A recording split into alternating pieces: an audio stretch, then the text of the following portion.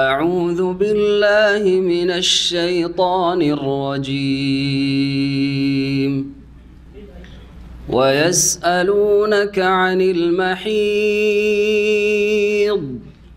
قل هو أذى فاعتزلوا النساء في المحيض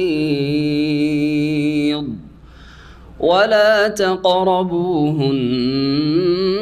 حتى يطهرن فإذا تطهرن فأتوهن من حيث أمركم الله إن الله يحب التوابين ويحب المتطهرين. نساؤكم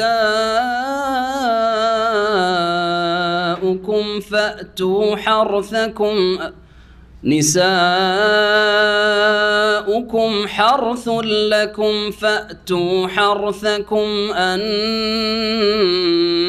شئتم وقدموا لأنفسكم واتقوا الله واعلموا أنكم ملاقوه وبشر المؤمنين. ولا تجعلوا الله عرضة لأيمانكم أن تبروا وتتقوا وتصلحوا بين الناس والله سميع عليم. لا يؤاخذكم الله باللغو في أيمانكم ولكن يؤاخذكم بما كسبت قلوبكم والله غفور حليم. للذين يؤلون من نسائهم تربص 4 أشهر فإن فاءوا فإن الله غفور رحيم. وإن عزموا الطلاق فإن الله سميع عليم. والمطلقات يتربصن بأنفسهن 3 قروء ولا يحل لهن أن يكتمن ما خلق الله في أرحامهن إن كن يؤمن بالله واليوم الآخر وبعولتهن أحق بردهن في ذلك إن أرادوا إصلاحا ولهن مثل الذي عليهن بالمعروف وللرجال عليهن درجة والله عزيز حكيم. الطلاق 2 فإمساك بمعروف أو تسريح بإحسان. ولا يحل لكم أن تأخذوا مما آتيتموهن شيئا إلا أن يخافا ألا يقيما حدود الله فإن خفتم ألا يقيما حدود الله فلا جناح عليهما فيما افتدت به تلك حدود الله فلا تعتدوها ومن يتعد حدود الله فأولئك هم الظالمون. فإن طلقها فلا تحل له من بعد حتى تنكح زوجا غيره فإن طلقها فلا جناح عليهما أن يتراجعا إن ظنا أن يقيما حدود الله، وتلك حدود الله يبينها لقوم يعلمون. وإذا طلقتم النساء فبلغن أجلهن فأمسكوهن بمعروف أو سرحوهن بمعروف، ولا تمسكوهن ضرارا لتعتدوا، ومن يفعل ذلك فقد ظلم نفسه.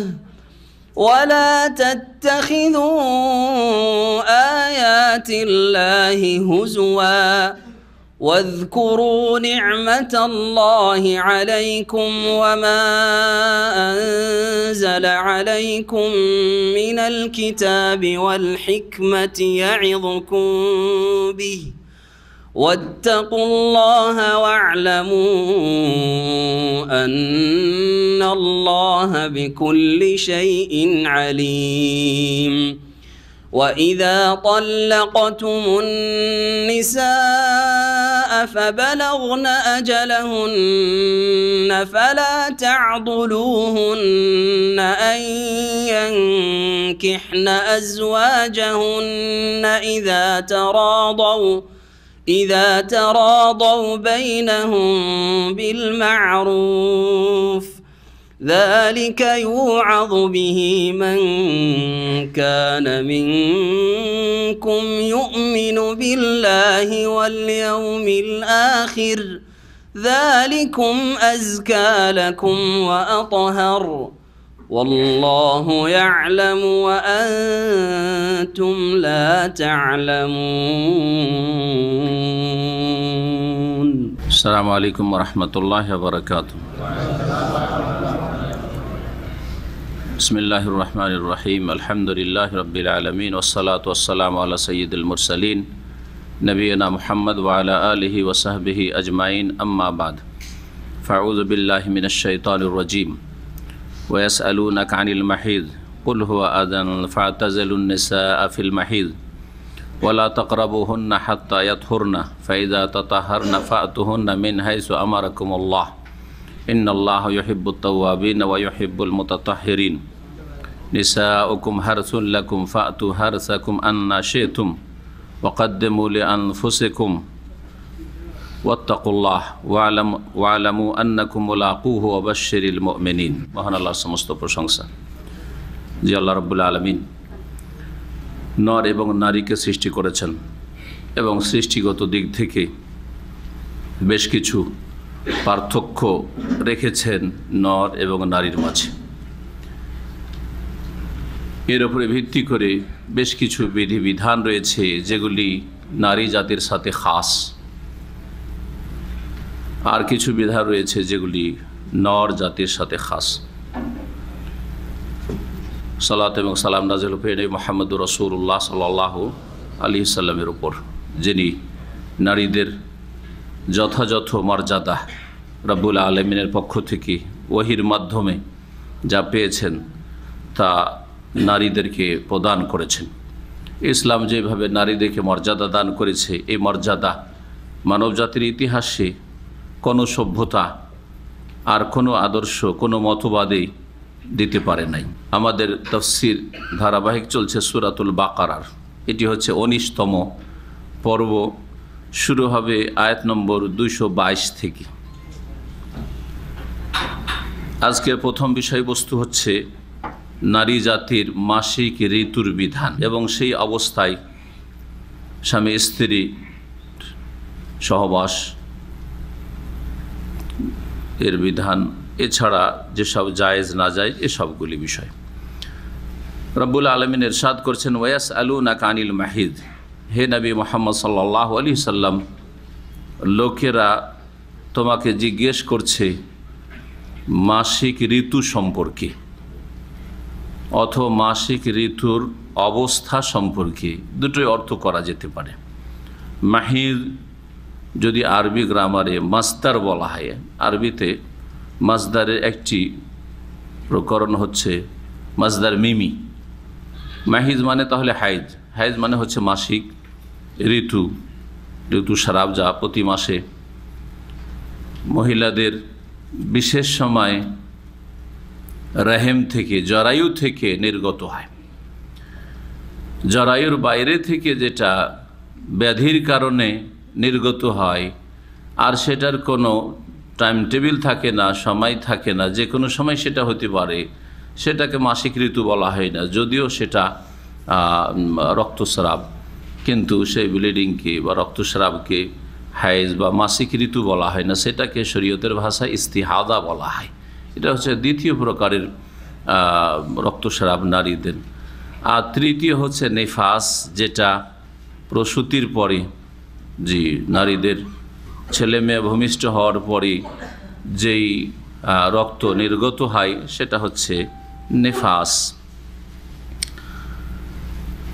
আল্লাহ রাব্বুল আলামিন এখানে হাইজ সম্পর্কে জিজ্ঞাসার কথা বলছেন, মাসিক ঋতু সম্পর্কে, অথবা মাহির হচ্ছে জারফে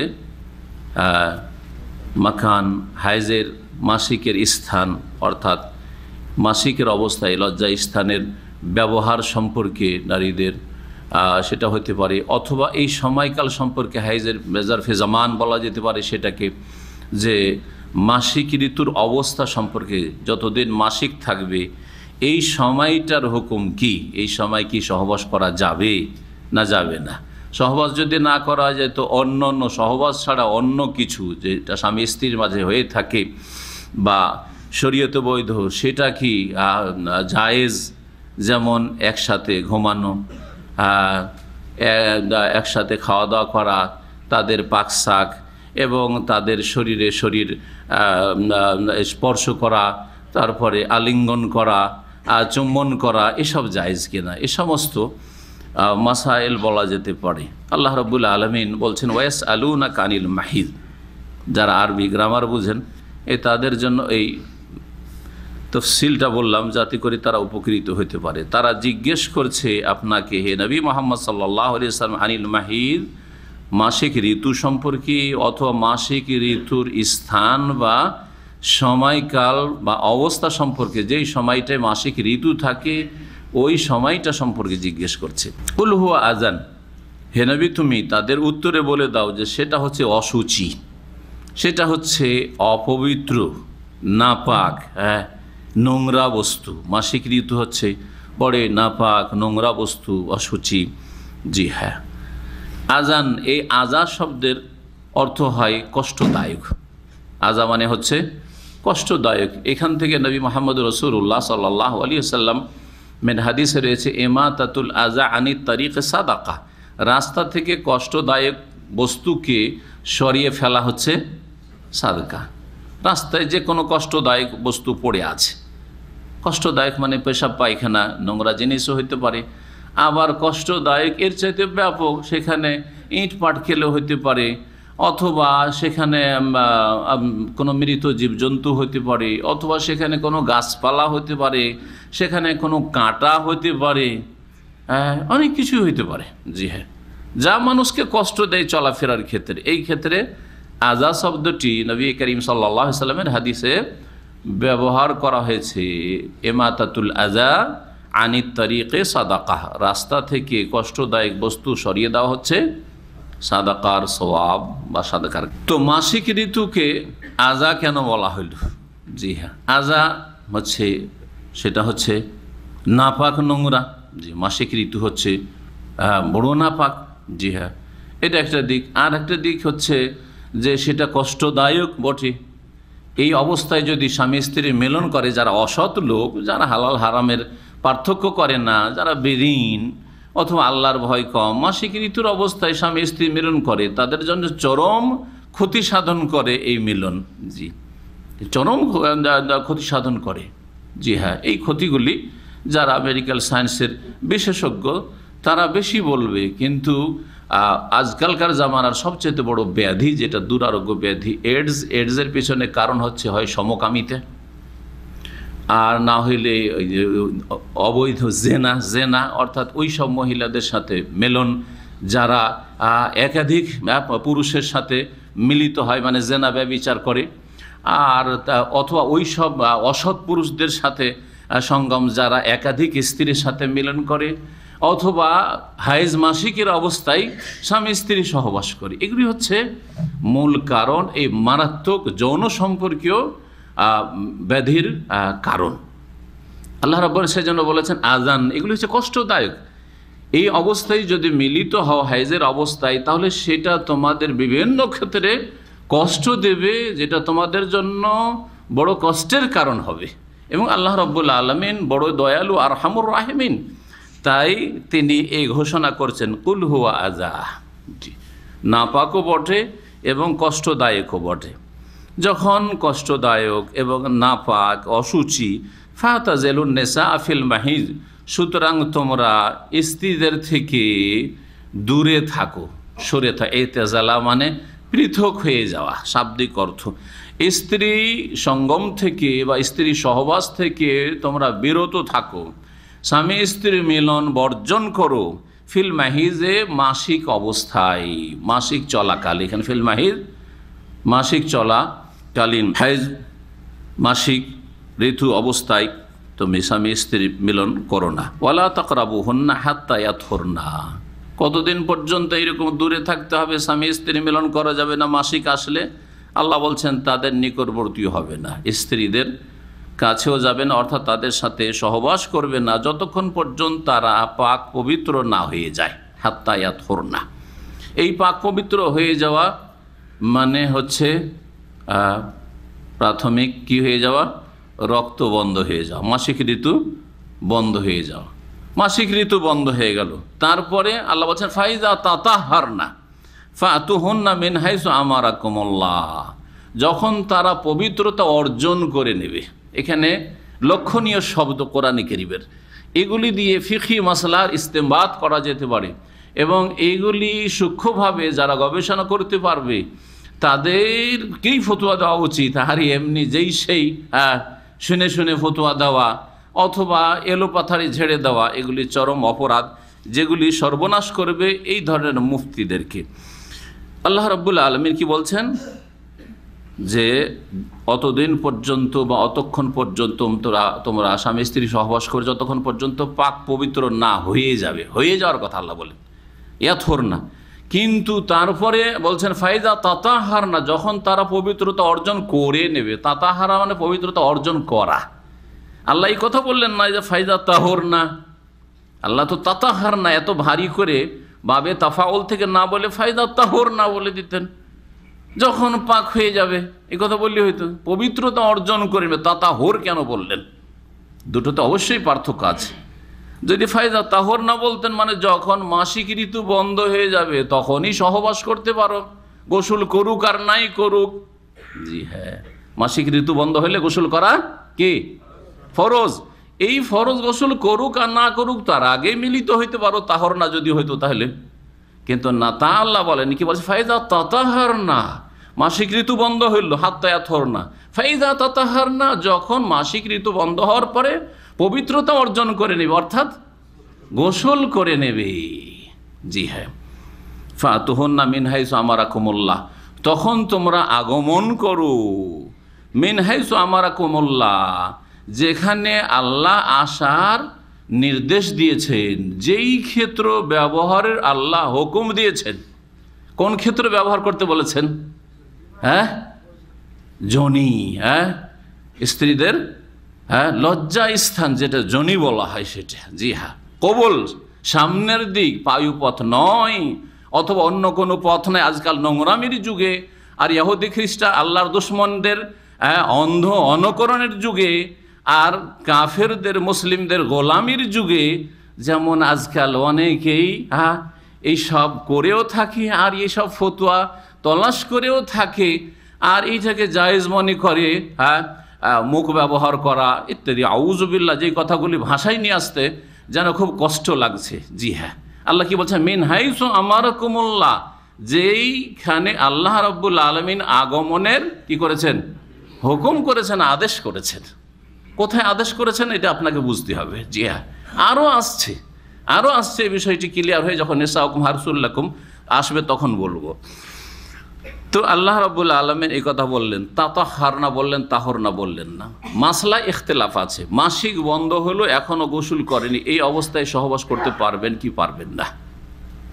কিছু কিছু ফুকাহারা এটাকে জায়েজ করেছে, যেমন জাহিরি মাযহাবে জায়েজ করেছে, আল্লামা আলবানীও এটাকে জায়েজ বলেছেন। কিন্তু অধিকাংশ ফুকাহায়ে কেরাম, আইম্মা আরবা, আবু হানিফা, শাফি, মালিক, আহমদ এবং অন্যান্য ফুকাহায়ে কেরাম, আহলে হাদিস, মুহাদ্দিসিন, তারা বলছেন যে গোসল যতক্ষণ না করেছে ততক্ষণ পবিত্র হয়নি। সুতরাং জি হ্যাঁ, সুতরাং যতক্ষণ গোসল না করে নেবে ততক্ষণ পর্যন্ত সহবাস জায়েজ নয়। জি হ্যাঁ, এটাই হচ্ছে আপনার ঈমানের ক্ষেত্রে, আপনার ইসলামের ক্ষেত্রে, আপনার দ্বীনের ক্ষেত্রে অধিক সতর্কতা। এই জন্য এই উক্তিটি প্রাধান্য দেওয়ার যোগ্য, এর উপরেই আমল করবেন যাতে করে আপনার সেফটি থাকে। দুনিয়ার সেফটি খুব বুঝেন যে আমি কিন্তু নিরাপদ স্থানে থাকবো সব সময়, যাতে করে আমার ক্ষয়ক্ষতির আশঙ্কা না থাকে। আর আখিরাতের ক্ষেত্রে আপনার ভয় নেই যে যদি ফেঁসে যান হারামে, যদি আল্লাহর কাছে জবাব দিতে হয়। এই খেয়ালগুলি যেন আমাদের থাকে। ইন্নাল্লাহা ইউহিব্বুত তাওয়াবিন ওয়া ইউহিব্বুল মুতাতাহহিরিন, নিশ্চয় আল্লাহ রাব্বুল আলামিন ক্ষমা প্রার্থনাকারী, তওবাকারী, আল্লাহর দিকে প্রত্যাবর্তনকারী। তওয়াব মানে আল্লাহর দিকে প্রত্যাবর্তনকারী, যে আল্লাহর দিকে অনুশোচনা ভরে লজ্জিত অনুতপ্ত হয়ে ফিরে আসে, তওবা করে, তাদেরকে ভালোবাসেন। যাদেরকে ভালোবাসেন তাদের গুনাহ খাতা আল্লাহ মাফ করবেন, এবং তাদেরকে আল্লাহ রাব্বুল আলামিন তাদের অন্যায়ের ওপর পাকড়াও আর করবেন না যে তোমাদেরকে ক্ষমা করে দিলাম সুতরাং তাদেরকে জান্নাত দেবেন। আত-তাইবু মিনাজ যামবি কামান লা যামবা লাহু, গুনাহ থেকে কোনো মানুষ যদি তওবা করে নাই তো ওই ব্যক্তির মতো হয়ে যায় যে ব্যক্তি গুনাহ করেনি, তার সমান হয়ে যায়। ওয়া ইউহিব্বুল মুতাতাহহিরিন, এবং আল্লাহ রাব্বুল আলামিন পবিত্রতা অর্জনকারীদেরকেও ভালোবাসেন। যারা পবিত্রতা পছন্দ করে তাদেরকে আল্লাহ পছন্দ করেন, আল্লাহ ভালোবাসেন। পবিত্রতা হচ্ছে সবচেয়ে বড় পবিত্রতা হচ্ছে অন্তরের পবিত্রতা, শিরক থেকে, কুফরি থেকে, আর তারপরে অন্তরের যতগুলি পাপ হতে পারে, হিংসা, বিদ্বেষ, শত্রুতা, আর অন্তরে সংকীর্ণতা, অন্তরে কৃপণতা, অন্তরের মেলা রোগ আছে। এটা হচ্ছে সবচেয়ে বড় পবিত্রতা। এই জন্য কাফিরকে সবচেয়ে বড় নাপাক বলা হয়েছে, ইন্নামাল মুশরিকুনা নাজাস বলা হয়েছে, কারণ তাদের নাপাকিটা, অপবিত্রতা হচ্ছে সবচেয়ে বড় অপবিত্রতা। তো আল্লাহ রাব্বুল আলামিন যাদের অন্তর পবিত্র, অন্তরে তৌহিদ আছে, শিরক নেই, কুফরি নেই, সুন্নাহর মহব্বত আছে, বিদাতের মহব্বত নেই, বিদাতের পৃষ্ঠপোষকতা নেই। জি হ্যাঁ, আর যাদের অন্তর পরিষ্কার, মুমিন ভাইদের ক্ষেত্রে, মানুষের ক্ষেত্রে অন্তর সাফ, রাত্রে ঘুমো অন্তরকে পরিষ্কার করে, না হিংসা, না বিদ্বেষ, না শত্রুতা, কারোর সাথে যদি কোনো কথা হয়েও যায় মাফ করে দিল, তারপরে ঘুমাইলো আরামে, কারো উপরে কোনো আক্রোশ নেই, কারো ক্ষতি করার মতো ওইরকম কোনো কুবুদ্ধি নেই, অন্তর বাঁকা নয়। এরা হচ্ছে সবচাইতে ভালো আল্লাহর কাছে, আল্লাহ তাদেরকে ভালোবাসেন। এটা হচ্ছে আসল পবিত্রতা। আর এই অন্তরে যার যত বেশি পবিত্রতা থাকবে, অন্তরে পবিত্রতা একটা দিক হচ্ছে তাকওয়া, আল্লাহ ভীরুতা। অন্তরে আসল তাকওয়া থাকে, আল্লাহ ভীরুতা থাকে, এইটার বহিঃপ্রকাশ ঘটবে আপনার ইবাদত বন্দিগিতে, আপনার আখলাক চরিত্রে। সেগুলি হচ্ছে আরেক রকমের পবিত্রতা। আর একটা পবিত্রতা হচ্ছে বাহ্যিক পবিত্রতা, সেটা হচ্ছে ওযু আর গোসল। সুতরাং নাপাক ছিলে তুমি মাসিক অবস্থায়, এখন গোসল করে নাও, পবিত্র হয়ে গেলে। তোমার স্ত্রী নাপাক আছে, সুতরাং তার কাছে যেও না যতক্ষণ গোসল না করে এনেছে, হাইজ মাসিক থেকে পাক না হয়েছে। তাহলে তুমি পবিত্র থাকলে আল্লাহ পবিত্রদেরকে ভালোবাসেন। ইন্নাল্লাহা ইউহিব্বুত তাওয়াবিন ওয়া ইউহিব্বুল মুতাতাহহিরিন। নিসাউকুম হারসুল লাকুম, তোমাদের স্ত্রীরা তোমাদের শস্য ক্ষেত স্বরূপ। স্ত্রীদেরকে আল্লাহ কি বললেন? নিসাউকুম হারসুল লাকুম, তোমাদের স্ত্রীরা তোমাদের শস্য ক্ষেত স্বরূপ। ফাতু হারসাকুম, সুতরাং তোমাদের শস্য ক্ষেতে এসো। আন্না সেতুম, যেমন ভাবে চাও। আন্না সেতুম মানে যেমন ভাবে চাও। কাইফা সেতু, আন্না মানে হচ্ছে কাইফা, আন্না সেতুম মানে যেখানে চাও নয়, আইনা সেতুম না। দেখেন পার্থক্য। আন্না মানে কাইফা, কাইফা তো বুঝেন, কাইফা আলোক মানে তুমি কেমন আছো, তাই না? জি, কাইফা মানে কেমন। আর আইনা মানে কোথায়, হ্যাঁ, বা যেথায়, জি হ্যাঁ, আইনা সেতুম না মানে যেখানে চাও, যে কোনো জায়গায় চাও। না না না না, কথা বলেননি। আন্না সেতুম কাইফা সেতুম, যেভাবে চাও না কেন, কিন্তু ক্ষেত্র একটি, ক্ষেত্র একটি, দ্বিতীয় কোনো ক্ষেত্র নেই। জায়গা জমি হচ্ছে তোমার একটাই মাত্র। জি হ্যাঁ, তোমার স্ত্রীর সহবাসের ক্ষেত্রে, স্ত্রী মিলনের ক্ষেত্রে ক্ষেত্র বা জায়গা, স্থান হচ্ছে মাত্র একটি, সেটা তোমার শস্য ক্ষেত। শস্য ক্ষেত কাকে বলে? শস্য ক্ষেত কাকে বলে বুঝে, তাহলে সহজে বুঝে যাবে। হ্যাঁ, যেখানে ফসল হয়, বীজ বপন করবেন, বীজ ছিটাবেন, আর তারপরে ফসল আসবে, ঠিক না? তাহলে এমন জায়গায় সহবাস হইতে হবে, এমন স্থানে যেখানে বীর্যপাত করলে কি হয়, ফসল হয়। আর সেই ফসলটা কি? হ্যাঁ, ছেলে মেয়ে, সন্তান সন্ততি। আর সন্তান সন্ততি গর্ভধারণের জায়গা হচ্ছে মাত্র একটা, পায়ুপথ না, আর মুখপথ নয়, বরং সেটা হচ্ছে জনিপথ। বোঝা গেছে কিনা? জি হ্যাঁ। নিসাউকুম হারসুল্লাকুম ফাতু হারসাকুম আন্না শিতুম ওয়াকাদ্দিমু লিআনফুসিকুম ওয়াত্তাকুল্লাহ। এবং তোমরা নিজেদের জন্য অগ্রিম কিছু প্রেরণ করো। অগ্রিম কিছু কি করো? প্রেরণ করো। এটার একটা অর্থ হচ্ছে ব্যাপক অর্থ, জীবনের প্রতিটি ক্ষেত্রে তোমরা আল্লাহর কাছে যেতে হবে, সবাইকে যেতে হবে, আল্লাহর সাথে সবাইকে কি করতে হবে? সাক্ষাৎ করতে হবে। সুতরাং তোমরা অগ্রিম কিছু পাঠাও, সব এখানে রেখে দিও না। যা আপনি খাওয়া দাওয়া করলেন তা এখানে রেখে দিলেন, হজম হয়ে গেল, লোড হওয়ার পরে আনলোড হয়ে গেল, ঠিক না? যা কাপড় চোপড় ব্যবহার করলেন তা পুরানো হয়ে গেল, ছিঁড়ে গেল, শেষ হয়ে গেল, ঠিক না? লাবেস্তা ফাবলাইতা আকালতা ফাফনাইতা। জি হ্যাঁ, খেলেন শেষ, পড়লেন পুরাতন করে দিলেন শেষ, নবী কারীম সাল্লাল্লাহু আলাইহি ওয়াসাল্লামের হাদিসে রয়েছে। জি হ্যাঁ, ছেলে মেয়ে আর কিছু রেখে দিলেন জমা করে, যেগুলো থাক, ভবিষ্যৎ বলে থাক, ওগুলো কার? তোমার কিন্তু না। সেগুলি কার? তোমার না, তোমার না। সেগুলি তুমি মারা গেলে তোমার স্ত্রী কিছু পাবে, তোমার ছেলে মেয়েরা কিছু পাবে, তোমার বাপ মা কিছু পাবে, আর যদি ছেলে মেয়ে না থাকে তো দূরের লোকেরা পাবে, কিন্তু পাবে তোমার বংশধর পাবে, আত্মীয় স্বজন পেয়ে যাবে। তোমার কিচ্ছু হইল না, হইলো কিছুই থাকলো না, তাহলে সেটা তোমার মাল না। ইয়াকুলুল আবদু মালি মালি, নবী কারীম বলছেন, মানুষ শুধু পয়সা আর পয়সা করে, এই পয়সা এত টাকা জমাইলাম, এত জমি জায়গা করলাম, এই করলাম সেই করলাম। ওয়াহাল্লাকা মিন মালিকা ইল্লা মা আকালতা ফাফনাইতা ওয়া লাবিস্তা ফাবলাইতা ওয়া তাসাদ্দাকতা ফামদাইতা।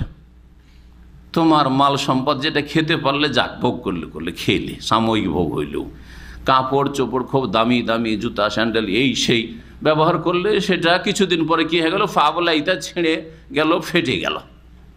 আর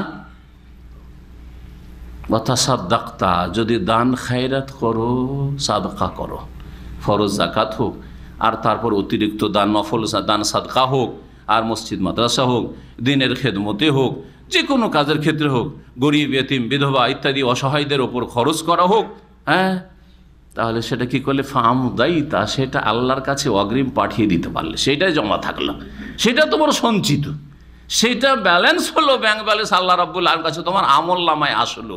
আর বাকি যেগুলি ছেড়ে দিয়ে তুমি মরে গেলে সেগুলি তোমার না, সেগুলো তোমার না, অন্যের সেগুলো। এই কথাগুলি যদি আমরা বুঝি তাহলে তো, আর বুঝা মানে এই নয় যে বুঝে নিলাম কিন্তু আমল করলাম না, ঠিক না? একটা পয়সা বের করতে পারেন না, মায়া লাগে, দিয়ে দেবো, আমার ছেলে মেয়ে আছে, হ্যাঁ আমার আছে, সব অনেক দায়িত্ব আছে, কিছুই কাজে আসবে না আপনার, এক্ষুনি মরে যান, কোনো কাজে আসবে না, সবাইকে খালি হাতে যেতে হবে। আল্লাহ রাব্বুল আলামিন যেন আমাদেরকে আখিরাতমুখী হওয়ার তৌফিক দান করেন। তো ওয়াকাদ্দিমু লিআনফুসিকুম, দেখো দুনিয়ার ভোগ বিলাস এই সবে মেতে থেকো না, বরং তোমরা নিজেদের জন্য কিছু অগ্রিম পাঠাও আল্লাহ রাব্বুল আলামিনের কাছে, যেটা তোমাদের কাজে আসবে ভবিষ্যতে। ওয়াত্তাকুল্লাহ, এবং আল্লাহকে ভয় করতে থাকো। এইটা একটা তাফসীর। ওয়াকাদ্দিমু লিআনফুসিকুম এর অন্য তাফসীর হতে পারে, যেটা এই যে বিষয়বস্তু চলছে অর্থাৎ স্বামী স্ত্রী মিলন ইত্যাদি, এই ক্ষেত্রে হইতে পারে যে স্ত্রীর সাথে সহবাসের ক্ষেত্রে আপনি পশুর মতো চরিত্রের হবেন না, পশুর মতো চরিত্র হবে না, পশু বুঝছেন তাহলে, হ্যাঁ, পশু নর এবং নারী যে মিলিত হয়, হ্যাঁ, হঠাৎ করে হয়, হ্যাঁ, ওদের মাঝে একটা প্রীতি, একটা ভালোবাসা, একটা আদর, একটা স্নেহ, আর তারপরে ভালোবাসা বিনিময় আর ইত্যাদি ইত্যাদি যে সব আছে কি না, কিছুই নেই, বাস যৌন চাহিদা পূরণ করা। তো তুমি একজন মানুষ, একজন মুসলিম, তুমি এই পাশবিক জীবনযাপন করি না। ওয়াকাদ্দিমু লিআনফুসিকুম, ওয়াকাদ্দিমু লিআনফুসিকুম। সুতরাং একজন স্বামী স্ত্রীর জন্য আকর্ষণীয় হবে, স্ত্রী স্বামীর কাছে আকর্ষণীয় হবে, সেটা কিসের মাধ্যমে? সাজসজ্জিত হওয়ার মাধ্যমে, সাজসজ্জিত হওয়ার মাধ্যমে। হ্যাঁ, যদি নোংরা, আপনার স্ত্রী নোংরা হয়ে আছে, একেবারে শরীর থেকে গন্ধ আর কাপড় চোপড় থেকে গন্ধ, তাহলে আপনার কি রুচি হবে? সহবাস করলে পশুর মতো সহবাস হবে। এটা স্ত্রীর ক্ষেত্রে তো অনেকে চান। আর মহিলাদেরকে প্রাকৃতিকভাবে আল্লাহ এরকম করে সৃষ্টি করেছেন যে ওরা মেকআপ করতে চায়, আর আজকাল তো আরও বেশি, তাই না? কিন্তু আপনাকেও একটু সাজগোজ করা উচিত। আপনার শরীর থেকে গন্ধ ছড়াচ্ছে, বগল থেকে গন্ধ ছড়াচ্ছে, বাইরে থেকে ঘেমে এসছেন, আর তারপরে আপনি সহবাস শুরু করলেন না, এটাও উচিত নয় আপনার জন্য। ওয়াকাদ্দিমু লিআনফুসিকুম। জি হ্যাঁ, ইবনে আব্বাস রাদিয়াল্লাহু তাআলা আনহুমা বলছেন যে আমি যেমন পছন্দ করি যে আমার স্ত্রী আমার জন্য সাজগোজ করুক, একটু সাজসজ্জিতা হোক, ঠিক তেমনই আমার স্ত্রীও পছন্দ করে, বা এটা আমি পছন্দ করি যে আমি স্ত্রীর জন্য যেন সাজি, স্ত্রীর জন্য আমিও যেন সাজি। এছাড়াও বলা যেতে পারে যে হঠাৎ করে সহবাস না শুরু করে সহবাসের পূর্বে যারা স্বামী স্ত্রীর মাঝে একটা বিনোদন, একটু গল্প, আর তারপরে মহব্বত, ভালোবাসা, প্রেম বিনিময়, আর তারপরে সহবাস করে, এইটা উভয়ের জন্য তৃপ্তিদায়ক। পক্ষান্তরে হঠাৎ করে শুরু করলে সেটা কারো জন্য সেটা প্রীতিকর হয় না, আর বিশেষ করে স্ত্রীদের মন ভরে না, অশান্তি থেকে যায়, জ্বালা থেকে যায়, যেটা অনেক যুবকরাই বুঝে না।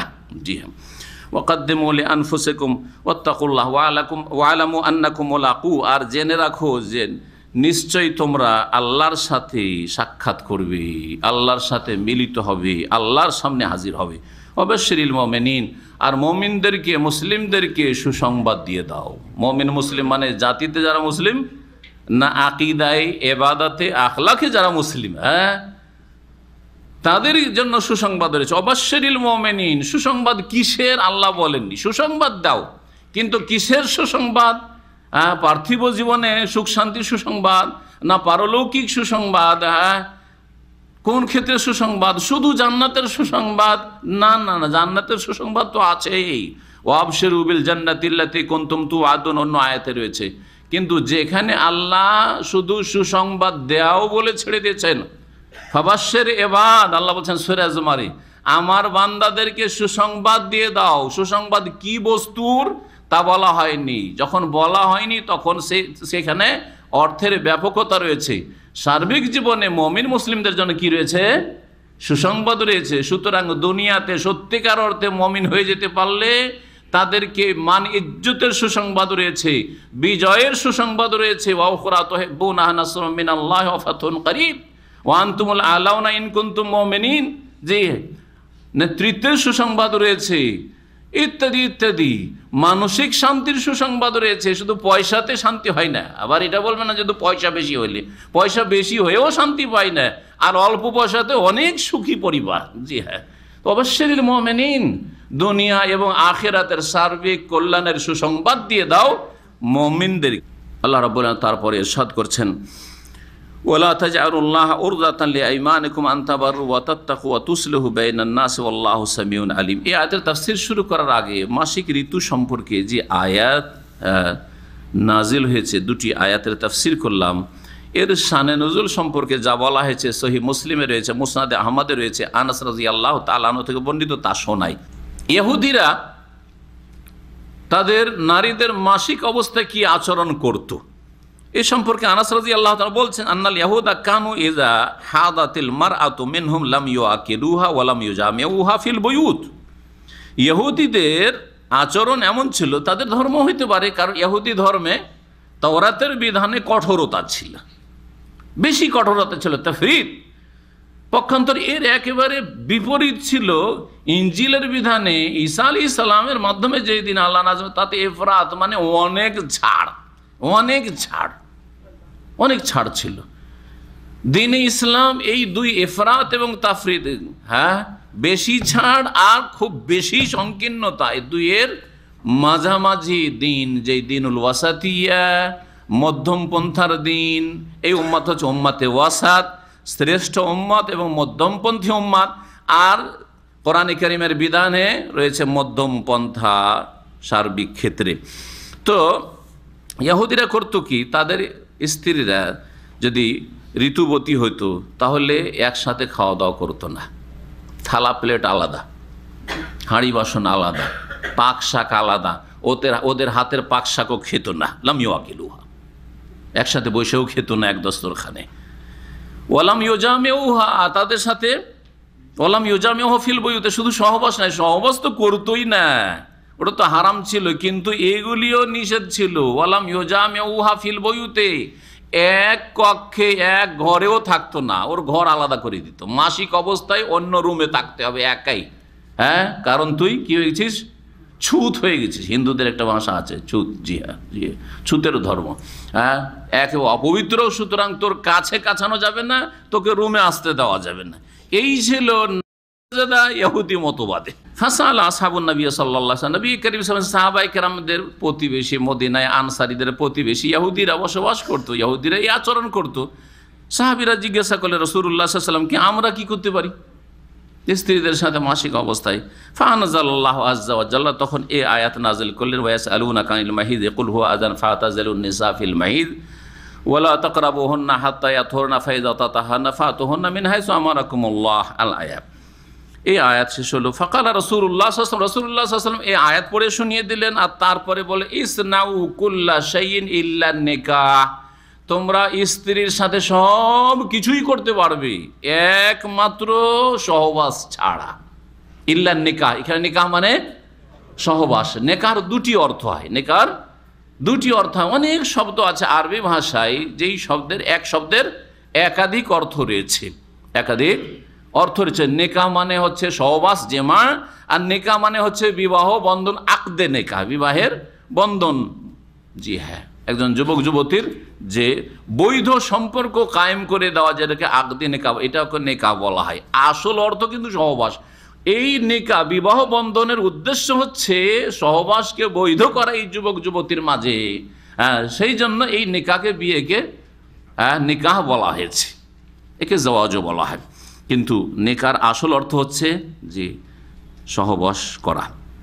নবী সাল্লাল্লাহু আলাইহি ওয়াসাল্লামের হাদিসে এই আসল শব্দটির অর্থে ব্যবহৃত হয়েছে, তোমরা সব কিছু স্ত্রীর সাথে করতে পারো, একমাত্র মাসিক অবস্থায় কি করতে পারবে না, ইল্লা নেকা মানে সহবাস করতে পারবে না। সহবাস ছাড়া সব কিছু, এক বিছানায় ঘুমাও, আলিঙ্গন করো, হ্যাঁ, লজ্জা স্থান ছাড়া শরীরের যে কোনো জায়গায় স্পর্শ করতে পারো, কোনো অসুবিধা নেই। ফাবালাগা যালিকাল ইয়াহুদ, ইহুদিদের কাছে এই খবর পৌঁছিল যে নবী করিম সাল্লাল্লাহু আলাইহি ওয়াসাল্লাম সব কিছুকে জায়েজ করেছেন সহবাস ছাড়া, মাসিক অবস্থায় সব কিছু জায়েজ বলে দিয়েছেন, একমাত্র সহবাস ছাড়া নবী করিম সাল্লাল্লাহু আলাইহি ওয়াসাল্লাম। তখন ইহুদিরা মন্তব্য করলো বেরূপ, মা ইউরিদু হাযার রাজুল আন ইয়াদা মিন আমরিনা শাইআন ইল্লা খালাফানা ফিহি, এই লোক যে মক্কা থেকে এসেছে, আমাদের দেশে এই রিফিউজিকে এই নজরেই দেখা হয়, তাই না?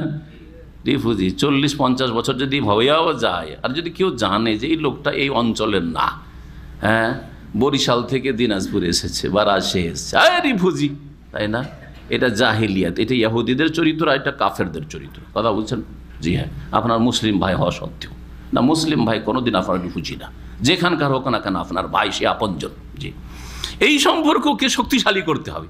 এই সম্পর্ক ঢিলা হয়ে গেছে, এই সম্পর্ক দুর্বল হয়ে গেছে, মুসলিম জাতি আল্লাহর কাছে লাঞ্ছিত হয়েছে, আর কাফের জাতি তাদের ওপর ঝাঁপিয়ে পড়েছে। একবারে সার কথা। জি হ্যাঁ, এই সম্পর্ককে অটুট করুন, এই সম্পর্ককে শক্তিশালী করুন, যেটা কুফরি শক্তি চাই না। হ্যাঁ, আর এই সব জাতীয়তা ফাতীয়তা বাদ দেন, আর আঞ্চলিকতা বাদ দেন, দেখবেন কাফের রাগান্বিত হবে, কাফেররা কষ্ট পাবে, কিছুই করতে পারবে না, আল্লাহ সন্তুষ্ট হবেন, আর বিজয় আসন্ন হবে। জি, আল্লাহর বাজার তৌফিক দান করেন। তো বলছিলাম যে ইহুদিরা বললো যে আরে এই লোক মক্কা থেকে এসে শুধু আমাদের বিরোধিতার বিরোধিতা, এর কাজ নেই, যে কোনো ব্যাপারে আমরা যদি কিছু করি ওর উল্টো মোহাম্মদকে করতে হবে সাল্লাল্লাহু আলাইহি ওয়াসাল্লাম। কথা বলছেন, এই ছিল ইহুদিদের খারাপ মন্তব্য। ফাজা ওসাইদ ইবনে হুদাইর ও আব্বাদ ইবনে বিশর, এই দুই সাহাবী আনসারী সাহাবী দুইজন নবী করিম সাল্লাল্লাহু আলাইহি ওয়াসাল্লামের কাছে চলে আসলেন এই ইহুদিদের এই খারাপ মন্তব্য শুনে। ফাকালা, উভয় এসে বলে ইয়া রাসূলুল্লাহ, হে আল্লাহ রাসূল, ইন্নাল ইয়াহুদা কালাত কাযা ওয়া কাযা, ইহুদিরা এই ধরনের খারাপ মন্তব্য করেছে আপনার সম্পর্কে। এই লোক মক্কা থেকে এসেছে, আসার পরে শুধু আমাদের বিরোধিতা শুরু করেছে, আমাদের ধর্মের সব ক্ষেত্রে বিরোধিতা করতে হবে, যেটা আমরা করব তার উল্টা ওকে করতেই হবে, এইরকম কথা বলছে। তাহলে আমরা আরো ভালো করে বিরোধিতা করি, আরো ভালো করে বিরোধিতা করি। কি বিরোধিতা?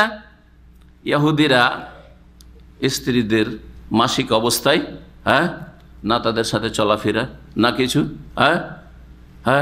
কোনো কিছু করে না, তাই না? কোনো কিছুই করে না। আমরা ওর বিপরীত কি করব? সব কিছুই করব। একটা কাজ বারণ করলে রাসূল, কোনটা কাজ? সব ওইটাও করি, তাহলে পুরাপুরি বিরোধিতা হয়ে যাবে। পুরাপুরি তাহলে ইহুদিদের কি হয়ে যাবে? বিরোধিতা হয়ে যাবে।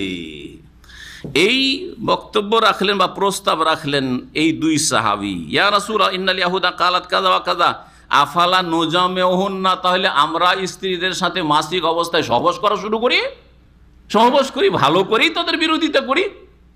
কথা বুঝলেন না? বুঝলেন না?